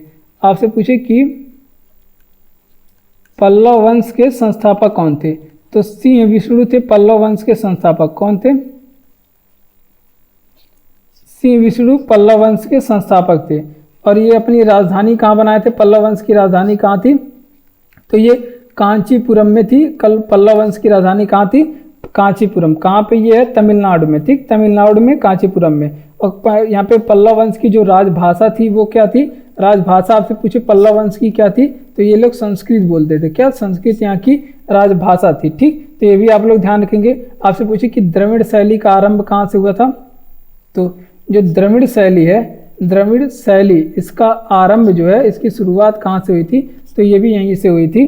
कहाँ से हुई थी, द्रविड़ शैली का शुरुआत पल्लव राजवंशों के द्वारा किया गया था। ठीक, तो ये भी आप लोग ध्यान रखेंगे। एक पुस्तक है जिसका नाम क्या है, मत विलास प्रहसन। मत विलास प्रहसन, इस पुस्तक के पूछा जाए लेखक कौन है, तो महेंद्र वर्मन प्रथम। ये एग्जाम में पूछा जाता है, कौन है, महेंद्र वर्मन प्रथम इसके लेखक हैं। ठीक, तो इतनी चीजें आप लोग ध्यान रखेंगे। तो देख लेते हैं, महाबलीपुरम रथ मंदिर का निर्माण पल्लव राजा ने करवाया था। पल्लव राजा में किसने, नरसिंह वर्मन ने करवाया था। तमिलनाडु में ये स्थित है। और बात करते हैं पल्लव वंश की स्थापना किसने किया था, तो सिंह विष्णु ने पल्लव वंश की स्थापना किया था। राजभाषा क्या है, तो पल्लव वंश की राजभाषा संस्कृत है और उसकी राजधानी क्या थी, कांचीपुरम थी, और ये तमिलनाडु में स्थित है। और द्रविड़ शैली की शुरुआत किसने की, मंदिर निर्माण की दक्षिण भारत की शैली है द्रविड़ शैली, और पल्लव राजवंशों ने इसकी शुरुआत की। मत विलास प्रहसन किसकी रचना है, तो महेंद्र वर्मन प्रथम की रचना है मत विलास प्रहसन। तो इन चीजों को भी आप लोग ध्यान रखेंगे। बढ़ते हैं अपने अगले प्रश्न की ओर। तो अगला प्रश्न है कि कौन सा यंत्र दूध में पानी की मात्रा के लिए मापने के लिए प्रयोग किया जाता है। तो देखिए, पानी की मात्रा दूध में लैक्टोमीटर का प्रयोग किया जाता है। किस्म का, लैक्टोमीटर का प्रयोग किया जाता है। और आपसे पूछे कि दूध से दही आपको बनाना है, दूध से दही बनाना है, तो इसमें एंजाइम कौन से काम करते हैं, तो जो दूध से दही बनाने वाले एंजाइम होते हैं उनका क्या नाम है, रेनिन। रेनिन नामक एंजाइम दूध से दही बनाने के लिए काम आता है। और दूध से दही बनाने के लिए कौन सी बैक्टीरिया जिम्मेदार होती है, कौन सी बैक्टीरिया जिम्मेदार होती है, तो इसमें कौन सी बैक्टीरिया, लैक्टोबैसिलस नामक बैक्टीरिया दूध से दही बनाती है। लैक्टोबैसिलस नामक बैक्टीरिया, लैक्टोबैसिलस नामक बैक्टीरिया क्या करती है, दूध से दही का निर्माण करती है। ठीक, और बात करते हैं दूध का पीएच कितना होता है, तो ये आप लोग बताएंगे। दूध का पीएच कितना होता है, 6.6 होता है दूध का पीएच। और दूध में आपसे पूछे कि अम्ल कौन सा होता है, तो दूध में जो अम्ल होता है उसको क्या कहते हैं, लैक्टिक नामक अम्ल। लैक्टिक अम्ल होता है दूध में। ठीक, तो ये भी आप लोग ध्यान रखेंगे। आपसे पूछे कि श्वेत क्रांति का संबंध किससे होता है, श्वेत क्रांति का संबंध किससे होता है, तो ये भी आपके दुग्ध उत्पादन से होता है। दुग्ध उत्पादन से होता है श्वेत क्रांति का संबंध। और आपसे पूछे कि राष्ट्रीय दुग्ध दिवस कब मनाया जाता है, राष्ट्रीय दूध दिवस कब मनाया जाता है, तो राष्ट्रीय दूध दिवस जो है वो 26 नवंबर के दिन मनाया जाता है। ठीक, इस दिन डॉक्टर वर्गीज कुरियन का जन्मदिन होता है, जो कि श्वेत क्रांति के जनक थे। ठीक, तो देख लेते हैं। साथ में आपसे पूछे कि कौन सा यंत्र दूध में पानी की मात्रा मापने के लिए प्रयोग किया जाता है, तो लैक्टोमीटर का प्रयोग किया जाता है। दूध से दही बनाने वाले एंजाइम का क्या नाम है, तो रेनिन नामक एंजाइम है दूध से दही बनाने के लिए। और बैक्टीरिया कौन सी काम करती है दूध से दही बनाने में, तो लैक्टोबैसिलस नामक बैक्टीरिया दूध से दही बनाने के लिए कामगार होती है। दूध का पीएच कितना होता है, तो 6.6 दूध का पीएच। दूध में अम्ल कौन सा होता है, तो लैक्टिक नामक अम्ल दूध में पाया जाता है। और श्वेत क्रांति का संबंध किससे है, तो दुग्ध उत्पादन से। ऑपरेशन फ्लड भी इसे कहते हैं। इस दिन डॉक्टर वर्गीज कुरियन का जन्म 26 नवंबर को हुआ था। इस दिन राष्ट्रीय दुग्ध दिवस मनाया जाता है। तो इतनी चीजें आप लोग ध्यान रखेंगे। भारत में कितने प्रतिशत भूभाग पे वन पाए जाते हैं, तो भारत में 24.39% भूभाग पे वन पाए जाते हैं। अब जबकि कितना परसेंट होना चाहिए भारत में वन, कितना परसेंट होना चाहिए भारत में वन, ये आप लोग बताएंगे कितना परसेंट होना चाहिए वन। तो ये भारत की जो कुल भूमि है उसमें पूरे 33% भाग पे वन पाए जाना चाहिए, जो कि 24.39% यहाँ पे वन पाए जाते हैं। ठीक, आपसे पूछे कि भारत में सर्वाधिक वन किस राज्य में पाए जाते हैं, वन आच्छादित राज्य कौन सा है, तो मध्य प्रदेश में सर्वाधिक वन पाए जाते हैं। आपसे पूछे कि चंदन के वन भारत में कहाँ पे पाए जाते हैं, तो कर्नाटक में चंदन के वन पाए जाते हैं। कहाँ पे, कर्नाटक में चंदन पाया जाता है। ठीक, आपसे पूछे कि चिपको आंदोलन का संबंध किससे है, आपसे पूछे कि चिपको आंदोलन का संबंध किससे है, तो ये भी आपसे वृक्ष के संवर्धन से है, वृक्ष के संवर्धन से है चिपको आंदोलन का संबंध, ठीक। और आपसे पूछे कि वन एवं पर्यावरण ये किस सूची का विषय है, तो ये है समवर्ती सूची का विषय, यानी कि इस पे कानून कौन बनाएगा, राज्य सूची और संघ सूची, ये समवर्ती सूची का विषय है। और विश्व वन दिवस कब मनाया जाता है, विश्व वन दिवस कब मनाया जाता है, तो विश्व वन दिवस जो है ये 21 मार्च के दिन मनाया जाता है। तो इतनी चीजें तो आप लोग ध्यान रखेंगे। तो देख लेते हैं साथ में, आपसे पूछे कि भारत में कितने % भूभाग पे वन पाए जाते हैं, तो 24.39% विभाग पे वन पाए जाते हैं। और कितने % विभाग पे होना चाहिए वन, तो 33% भूभाग पे भारत में वन होना चाहिए। सर्वाधिक वन किस राज्य में, मध्य प्रदेश में। चंदन के वन कहाँ पे पाए जाते हैं, कर्नाटक में चंदन वृक्ष पाया जाता है। चिपको आंदोलन का संबंध सुंदरलाल बगोड़ा वृक्ष से संबंधित है, वृक्ष के बचाव के लिए। वन किस सूची का विषय है, तो ये समवर्ती सूची का वन विषय है। और वन दिवस कब मनाया जाता है, विश्व वन दिवस 21 मार्च के दिन मनाया जाता है। मछलियों की यकृत तेल में किसकी प्रचुरता होती है, तो मछलियों के यकृत तेल में विटामिन डी की प्रचुरता होती है। और सूर्य से कौन सी विटामिन मिलती है, सूर्य में कौन सी विटामिन मिलती है, तो सूर्य में भी कौन सी विटामिन मिलती है, विटामिन डी मिलती है, ठीक। तो ये भी आप लोग ध्यान रखेंगे। और आपसे पूछे कि जल में घुलनशील विटामिन कौन से होते हैं, जल में घुलनशील विटामिन, तो विटामिन के होता है, विटामिन ई होता है, विटामिन डी होता है, विटामिन ए, ये सभी जल में घुलनशील विटामिन होते हैं, जिसमें डी भी जल में घुलनशील। और विटामिन डी का रासायनिक नाम आपसे पूछे क्या है, तो विटामिन डी का जो रासायनिक नाम है उसे क्या कहते हैं, कैल्सीफेरॉल कहते हैं। विटामिन डी का रासायनिक नाम क्या है, कैल्सीफेरॉल है विटामिन डी का रासायनिक नाम, ये भी आप लोग ध्यान रखेंगे। और विटामिन डी की कमी से कौन सा रोग होता है, तो इसकी कमी से रिकेटस नामक रोग होता है। विटामिन डी की कमी से रिकेटस नामक रोग होता है। इसमें प्रभावित अंग कौन सा होता है, विटामिन डी इसकी कमी से प्रभावित अंग कौन सा होता है, तो इससे अस्थियां प्रभावित होती है, किसके, अस्थि प्रभावित होती है।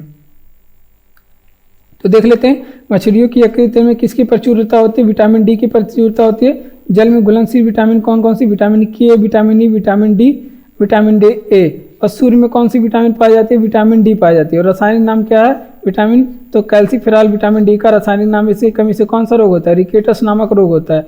और इसके प्रभावित कौन से अंग होते हैं, तो अस्थियां इसमें प्रभावित होती हैं। बढ़ते अपने अगले प्रश्न की ओर। तो जिम कॉर्बेट नेशनल पार्क कहाँ पे स्थित है, तो ये उत्तराखंड में स्थित है जिम कॉर्बेट नेशनल पार्क। इसका पुराना नाम क्या है, जिम कॉर्बेट नेशनल पार्क का पुराना नाम आपसे पूछे क्या है, तो इसका पुराना नाम हेली नेशनल पार्क है। जिम कॉर्बेट नेशनल पार्क का पुराना नाम हेली नेशनल पार्क है। और नया नाम क्या है जिम कॉर्बेट नेशनल पार्क का, तो नया नाम क्या है, Ramganga national park. Ramganga national park Jim Corbett national park का नया नाम है। और इसका रामगंगा नेशनल पार्क क्यों स्थित है, क्योंकि इसमें बीच में रामगंगा नदी निकलती है। कौन सी नदी, रामगंगा नदी निकलती है। और जो कि ये उत्तराखंड में कहाँ पे, नैनीताल के पास में स्थित है। कहाँ पे, नैनीताल के पास स्थित है। नैनीताल कहाँ पे, उत्तराखंड में है। रामगंगा नदी का आपसे पूछे कि उद्गम कहाँ से होता है, तो रामगंगा नदी का उद्गम भी आप लोग ध्यान रखेंगे कहाँ पे, ये नैनीताल के पास से होता है। कहाँ से, नैनीताल के पास से होता है। और बात करते हैं रामगंगा नदी का, आपसे पूछे कि लंबाई कितनी है, तो इसकी लंबाई है 596 किलोमीटर। और बात करते हैं रामगंगा नदी मुहाना कहाँ पे, ये गंगा नदी में मिल जाती है। गंगा नदी की क्या है, सहायक नदी है, ठीक। ये भी आप लोग ध्यान रखेंगे, गंगा नदी की ये सहायक नदी है, गंगा नदी में मिल जाती है। तो देख लेते हैं, आपसे पूछे कि जिम कॉर्बेट नेशनल पार्क कहाँ पे स्थित है, उत्तराखंड में नैनीताल के पास स्थित है, ठीक। तो आप बात करते हैं आपसे, इसका पुराना नाम क्या है, इसका पुराना नाम हेली नेशनल पार्क है। और नया नाम क्या है, रामगंगा नेशनल पार्क है। जिम कॉर्बेट नेशनल पार्क है, ये भारत का सबसे पुराना नेशनल पार्क है, भारत का सबसे पुराना नेशनल पार्क है। तो ये भी आप लोग ध्यान रखेंगे। अब बीचों बीच से कौन सी नदी निकलती है, रामगंगा नदी निकलती है। रामगंगा नदी जो कि गंगा की सहायक नदी है, उद्गम कहाँ से होता है, नैनीताल के पास से ही होता है। लंबाई कितनी है, 596 किलोमीटर रामगंगा नदी की लंबाई है। स्वस्थ मनुष्य के शरीर का तापमान कितना होता है, तो 37 डिग्री सेल्सियस होता है स्वस्थ मनुष्य के शरीर का तापमान। या फिर आपसे पूछे 98.6 फ़ारेनहाइट होता है मनुष्य का शरीर का तापमान, या फिर 310 केल्विन होता है मनुष्य के शरीर का तापमान।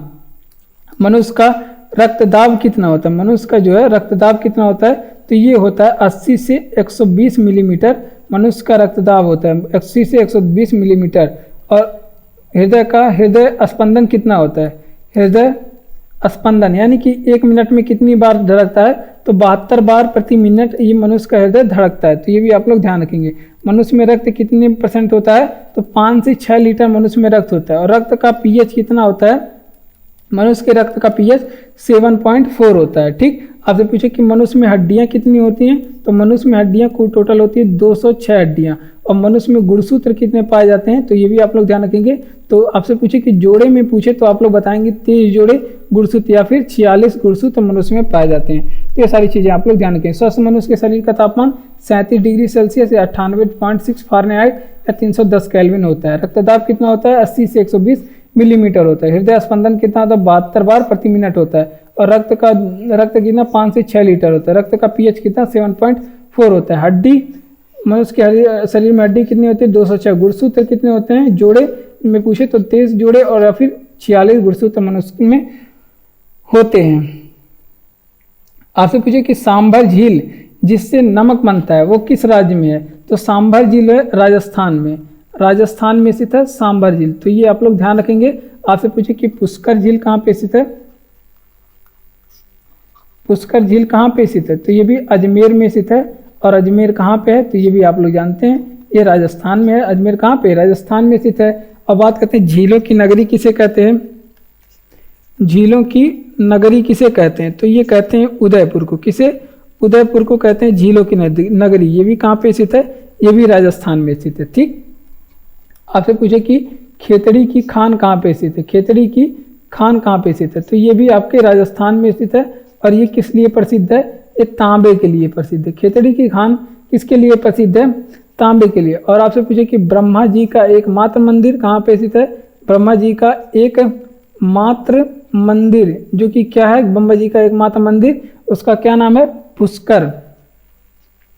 पुष्कर में ये स्थित है ब्रह्मा जी का एकमात्र मंदिर। ये भी कहाँ पे, राजस्थान में स्थित है। आपसे पूछे कि घना पश्चिम बिहार कहाँ पे स्थित है, घना पश्चिम बिहार, तो ये भी राजस्थान में स्थित है, राजस्थान में।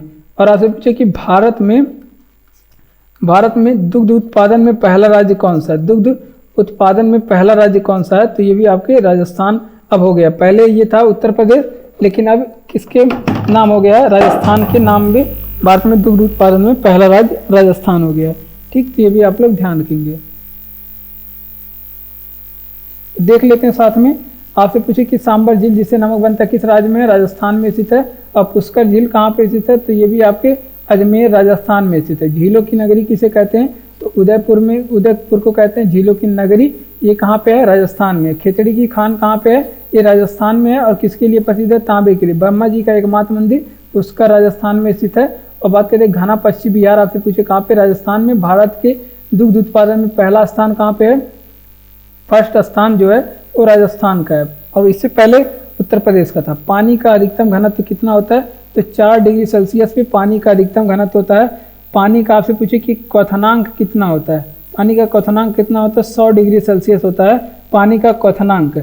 और आपसे पूछे कि पहाड़ पे ये क्वथनांक कम हो जाता है, पहाड़ पे जो क्वथनांक है ये कम हो जाता है। क्यों कम हो जाता है, क्योंकि वायुमंडलीय दाब वहाँ पे कम पाया जाता है। और पूछे कि पानी का हिमांक कितना होता है, पानी का आपसे पूछे कि हिमांक कितना होता है, तो 0 डिग्री सेल्सियस पे पानी जमता है। आपसे पूछे कि भारी जल का क्वथनांक कहाँ पे होता है, कितना होता है, भारी जल जिसे क्या कहते हैं, D2O कहते हैं। इसका क्वथनांक कितना होता है, इसका क्वथनांक कितना होता है, तो इसका क्वथनांक भारी जल है तो कुछ ज़्यादा होगा, तो इसका क्वथनांक होता है 101.42 तो डिग्री सेल्सियस होता है। ठीक, तो ये भी आप लोग ध्यान रखेंगे। परम शून्य ताप किसे कहते हैं, परम शून्य ताप किसे कहते हैं, तो 273 डिग्री सेल्सियस को, -273 डिग्री सेल्सियस को परम शून्य ताप कहते हैं। तो इतनी चीज़ें आप लोग ध्यान रखेंगे। तो देख लेते हैं पानी का सर्वाधिक घनत्व कितना होता है, तो 4 डिग्री सेल्सियस पे पानी का सर्वाधिक घनत्व होता है। पानी का क्वथनांक कितना, 100 डिग्री सेल्सियस। जो कि पहाड़ों पे आप जाएंगे तो ये प्रश्न पूछा गया है कि पहाड़ों पे जाने पे क्वथनांक में क्या कमी हो जाती है, तो 100 डिग्री सेल्सियस से कुछ कम हो जाता है, क्योंकि वहाँ पे वायुमंडलीय दाब नहीं होता, तो वहाँ पे पानी जल्दी उबलने लगता है। और बात करते हैं पानी का हिमांक कितना होता है, यानी कि पानी कितने पे जमता है, तो 0 डिग्री सेल्सियस पे पानी जमने लगता है। तो भारी जल का आपसे पूछे कि क्वथनांक कितना होता है, तो भारी जल का जो क्वथनांक है वो 101.0 डिग्री सेल्सियस होता है, 101.42 डिग्री सेल्सियस होता है। परम शून्य ताप -273 डिग्री सेल्सियस। खारे पानी की सबसे बड़ी झील है कौन सी, चिल्का झील। खारे पानी की सबसे बड़ी चिल्का झील है, और एक कैसा झील है, ये लैगून झील है। लैगून झील है भारत की, और ये किस राज्य में स्थित है, ये उड़ीसा में स्थित है। किस राज्य में स्थित है, उड़ीसा में। खारे पानी की सबसे बड़ी झील चिल्का झील। आपसे पूछे कि मीठे पानी की सबसे बड़ी झील कौन सी है, मीठे पानी की सबसे बड़ी झील कौन सी है, तो वूलर झील है मीठे पानी की सबसे बड़ी झील। कहाँ पे स्थित है, ये जम्मू एंड कश्मीर में स्थित है, जम्मू एंड कश्मीर में स्थित है। आपसे पूछे कि भारत की सबसे लंबी झील कौन सी है, भारत की सबसे लंबी झील कौन सी है, तो वेम्बनाड झील है भारत की सबसे लंबी झील। कौन सी, वेम्बनाड झील है भारत की सबसे लंबी झील। और ये कहाँ पे स्थित है, वेम्बनाड झील कहाँ पे स्थित है, ये केरल में स्थित है। कहाँ पे, केरल में स्थित झील है। ठीक, ये भी आप लोग ध्यान रखेंगे। भारत की सबसे बड़ी कृत्रिम झील कौन सी है, भारत की सबसे बड़ी एक कृत्रिम झील आपसे पूछे कि कौन सी है, तो भारत की जो सबसे बड़ी कृत्रिम झील है वो गोविंद सागर झील है। कौन सी, गोविंद सागर झील है भारत की सबसे बड़ी कृत्रिम झील है। आपसे पूछे कि यहाँ पे मीठे पानी की झील वुलर झील, वुलर झील ये कहाँ पे, जम्मू कश्मीर में। आपसे पूछे कि डल झील कहाँ पे स्थित है, तो ये भी आपके ध्यान रखेंगे, जम्मू कश्मीर में स्थित है डल झील। ठीक, तो ये भी आप लोग ध्यान रखेंगे। और लोकटक झील आपसे पूछे कहाँ पे स्थित है, लोकटक झील कहाँ पे स्थित है, ये मणिपुर में स्थित है। कहाँ पे, मणिपुर में स्थित है। ठीक, तो ये भी आप लोग ध्यान रखेंगे। लोनार झील आपसे पूछे कहाँ पे स्थित है, तो ये महाराष्ट्र में स्थित है।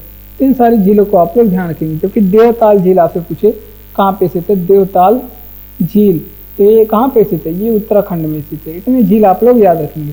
तो देख लेते हैं खारे पानी की सबसे बड़ी झील क्या है, चिल्का झील है, और ये कहाँ पे स्थित है, उड़ीसा में स्थित है। ये कैसे झील का उदाहरण है, लैगून झील का उदाहरण है। मीठे पानी की सबसे बड़ी झील वूलर झील है, कहाँ पे स्थित है, जम्मू कश्मीर में स्थित है। और भारत की सबसे लंबी झील आपसे पूछे कौन सी है, तो वेम्बनाड झील है भारत की सबसे लंबी झील, केरल में स्थित है। भारत की सबसे बड़ी कृत्रिम झील कहाँ पे स्थित है, तो गोविंद सागर झील है भारत की सबसे बड़ी कृत्रिम झील, और कहाँ पे स्थित है, ये गोविंद सागर झील। आपसे पूछे कि लोनार झील कहाँ पे स्थित है, महाराष्ट्र में। डल झील कहाँ पे स्थित है, जम्मू कश्मीर में स्थित है डल झील। और लोकटक झील कहाँ पे स्थित है, मणिपुर में स्थित है। और देवताल झील कहाँ पे स्थित है, उत्तराखंड में स्थित है। बढ़ते हैं अपने अगले प्रश्न की ओर। अगला प्रश्न है कि भू स्थिर उपग्रह की पृथ्वी से ऊंचाई कितनी होती है, तो भू उपग्रह जो ऊंचाई है 36,000 किलोमीटर होती है। ठीक, तो ये भी आप लोग ध्यान रखिए। आपसे पूछे कि भारत का प्रथम उपग्रह क्या था, भारत का जो प्रथम उपग्रह था उसका नाम था आर्यभट्ट। आर्यभट्ट था। इसको कब छोड़ा गया था, 1975 में छोड़ा गया था। इसमें मदद कौन देश किया था, रूस। इसको प्रक्षेपित कहाँ से किया गया था, इसको प्रक्षेपित कहाँ से किया गया था, रूस से ही। इसको प्रक्षेपित कहाँ से किया गया था, रूस से ही इसको भेजा गया था। ठीक, ये भी आप लोग ध्यान रखेंगे। और आपसे पूछे कि विश्व का पहला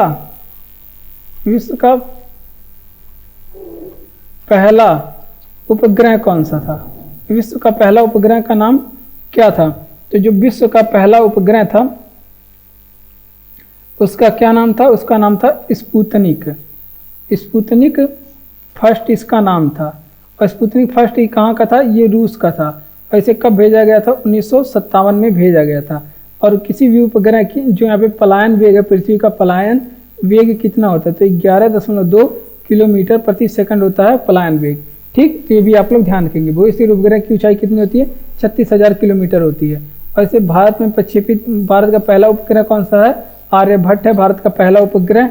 और इसे कब भेजा गया था, सन 1975 में भेजा गया था। और ये मदद लिया गया था रूस से, प्रक्षेपित कहाँ से किया गया था, इसे रूस से ही ऊपर भेजा गया था। और विश्व का पहला उपग्रह क्या था, तो स्पुतनिक फर्स्ट था। विश्व का पहला उपग्रह रूस ने भेजा था 1957 में। पलायन वेग पृथ्वी की कितनी है, 11.2 किलोमीटर प्रति सेकंड। गुलाम वंश के किस शासक का घोड़े से गिर के निधन हो गया था, तो कुतुबुद्दीन ऐबक का नाम आप लोग याद रखेंगे। कुतुबुद्दीन ऐबक, ये क्या हुआ था, ये घोड़े से गिर के इसकी मृत्यु हो गई थी 1210 में। ये चौगान खेल रहा था। चौगान आप लोग नहीं समझते हैं तो पोलो खेल रहा था और ये घोड़े से गिरकर इसकी मृत्यु हो गई थी। ठीक, तो ये भी आप लोग ध्यान रखेंगे। और इसका अन्य नाम क्या है, कुतुबुद्दीन ऐबक का अन्य नाम क्या है, इसको लाख बख्श भी कहा जाता है। ये भी आप लोग ध्यान रखेंगे, का क्या लाख बख्श भी कहा जाता है। ठीक, तो ये भी आप लोग ध्यान रखेंगे। और बात करते हैं, इसने आपसे पूछे कि गुलाम वंश की स्थापना किसने की, गुलाम वंश इसकी स्थापना किसने की, तो गुलाम वंश की स्थापना कुतुबुद्दीन ऐबक ने किया। गुलाम वंश की स्थापना किसने, कुतुबुद्दीन ऐबक ने किया। और आपसे पूछे कि गुलाम वंश का पहला शासक कौन बना था, तो कुतुबुद्दीन ऐबक गुलाम वंश की पहला शासक बना था। 1206 में गुलाम वंश की स्थापना करता है। मकबरा इसका कहाँ बना हुआ है, तो ये मर तो गया घोड़े से गिर के। और आप लोग बताएंगे कि इसके मकबरा कहाँ बना है, तो लाहौर में, लाहौर पाकिस्तान में इसका मकबरा बना हुआ है। ठीक, लाहौर पाकिस्तान में इसका मकबरा बना हुआ है। ठीक, तो ये भी आप लोग ध्यान रखेंगे। इसने क्या कराया, कुतुब मीनार का निर्माण कराया, कुतुब मीनार का निर्माण इसने करवाया।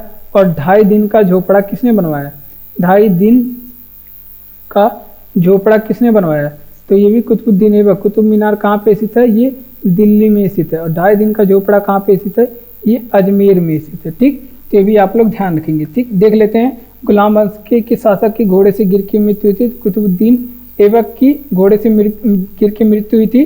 1210 में घोड़े से गिरा था। इसका अन्य नाम क्या था, इसका अन्य नाम लाख बख्श था। और गुलाम वंश की स्थापना किसने की थी, तो गुलाम वंश की स्थापना कुतुबुद्दीन ऐबक ने की थी। गुलाम वंश का पहला शासक भी कुतुबुद्दीन ऐबक ने बना था, 1206 में इसकी स्थापना किया था।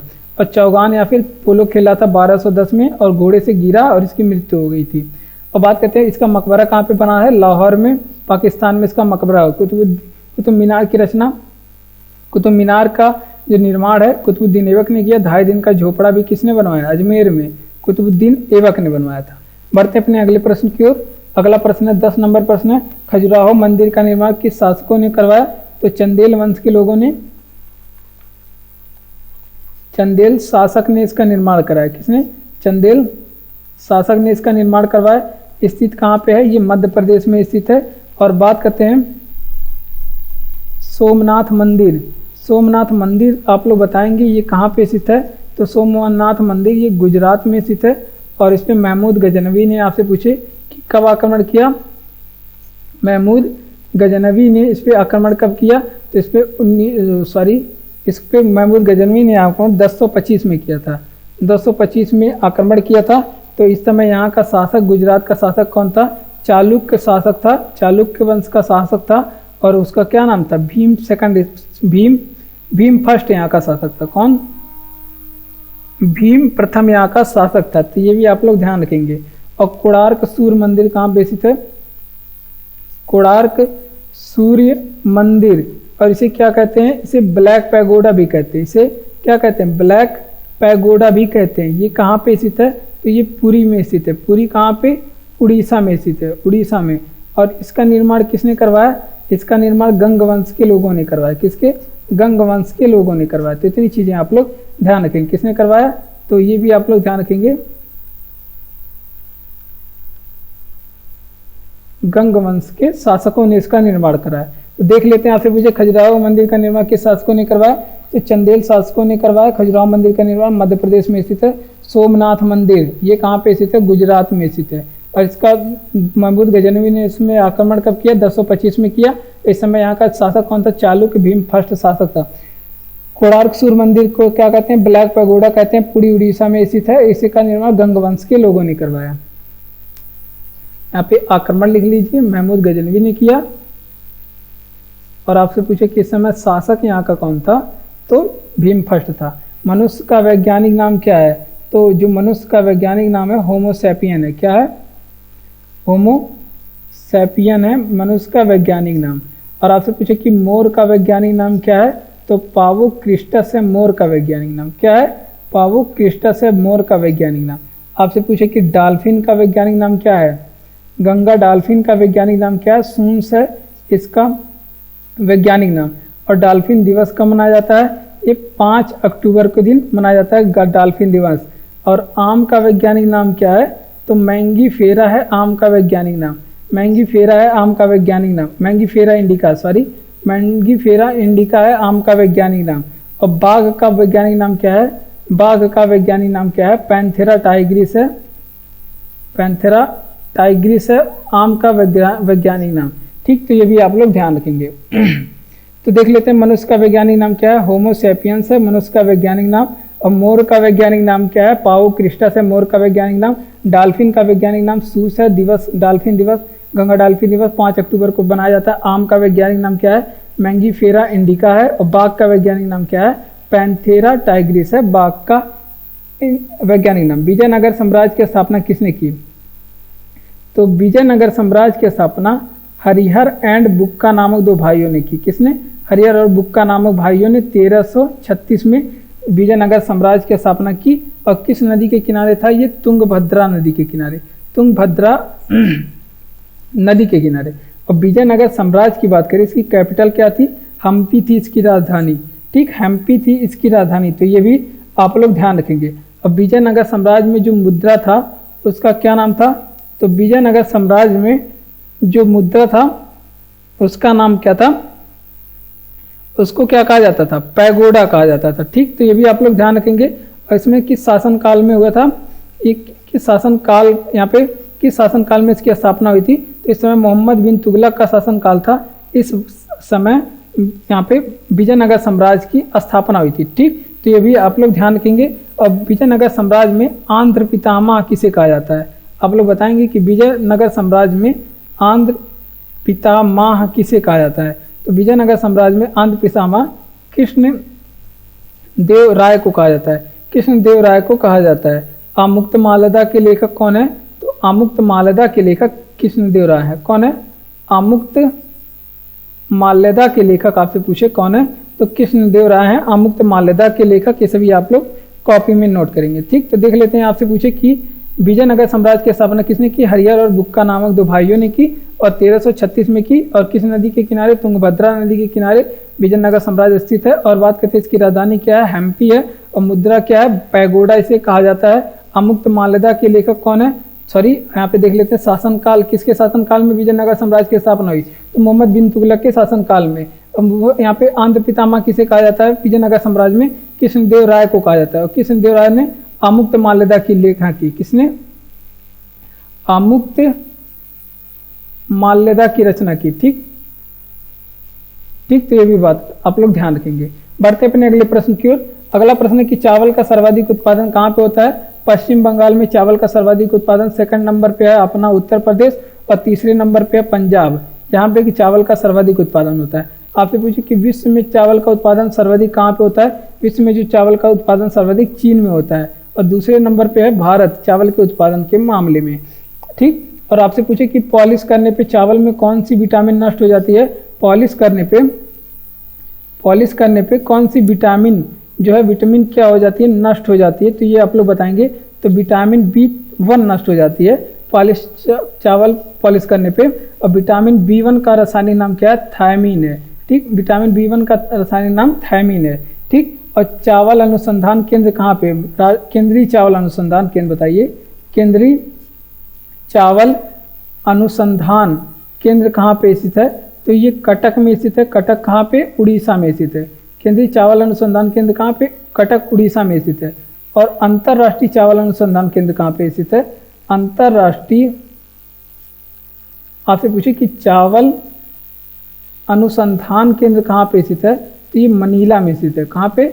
मनीला फिलीपींस में स्थित है। ठीक, तो ये भी आप लोग ध्यान रखेंगे, मनीला फिलीपींस में स्थित है। इतनी चीजें आप लोग ध्यान रखेंगे। तो देख लेते हैं चावल का सर्वाधिक उत्पादन पश्चिम बंगाल में, दूसरे नंबर पे उत्तर प्रदेश, तीसरे नंबर पे पंजाब। विश्व में चावल का सर्वाधिक उत्पादन चीन में, दूसरे नंबर पे भारत में। पॉलिश करने पे चावल में कौन सी विटामिन नष्ट हो जाती है?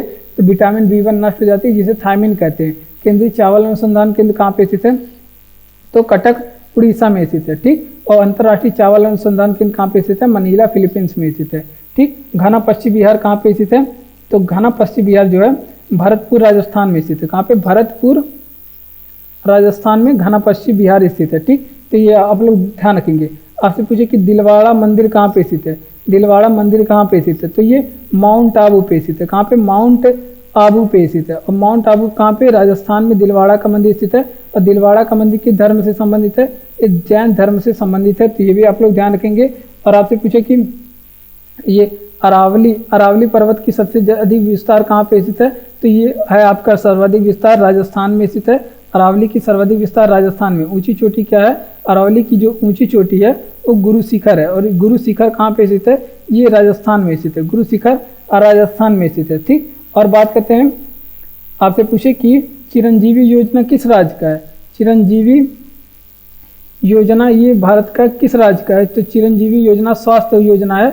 इसमें 25 लाख रुपए स्वास्थ्य बीमा दिया जाता है, 25 लाख रुपए। और ये कहाँ की योजना है? ये राजस्थान की योजना। कहाँ की? राजस्थान की योजना है। और बात करते हैं, इंदिरा गांधी नहर कहाँ की है? इंदिरा गांधी नहर ये भारत की सबसे लंबी नहर है, ये भारत की सबसे बड़ी नहर है। और ये कहाँ पे स्थित है? ये बनाया गया है राजस्थान में। ये कहाँ पे? राजस्थान में बनाया गया है। ठीक, तो ये भी आप लोग ध्यान रखेंगे। और बात करते हैं, राजस्थान का उच्च न्यायालय क्या है? राजस्थान का उच्च न्यायालय जोधपुर है। ठीक, तो ये सारी चीजें आप लोग ध्यान रखेंगे। देख लेते हैं, आपसे पूछे कि घना पक्षी विहार कहाँ पे स्थित है? भरतपुर राजस्थान में। चिरंजीवी योजना राजस्थान में, 25 लाख रुपए इसमें दिया जाता है। और दिलवाड़ा का मंदिर कहाँ पे स्थित है? माउंट आबू राजस्थान में स्थित है, और ये जैन धर्म से संबंधित है। इंदिरा गांधी नहर कहाँ पे? राजस्थान में, और भारत की सबसे बड़ी नहर है। और यहाँ पे अरावली पर्वत श्रृंखला राजस्थान में, ऊंची चोटी इसकी गुरु शिखर है, 1722 मीटर ऊंचाई। कहाँ पे? यहाँ पे उच्च न्यायालय हाईकोर्ट जोधपुर में स्थित है। ठीक, धन्यवाद। आज की वीडियो में से इतना ही। जय हिंद। और वीडियो अच्छा लगा तो वीडियो को लाइक, चैनल को सब्सक्राइब और अपने दोस्तों के साथ वीडियो को शेयर भी करें। ठीक, मिलते हैं आपके अगले वीडियो में, तब तक के लिए बाय।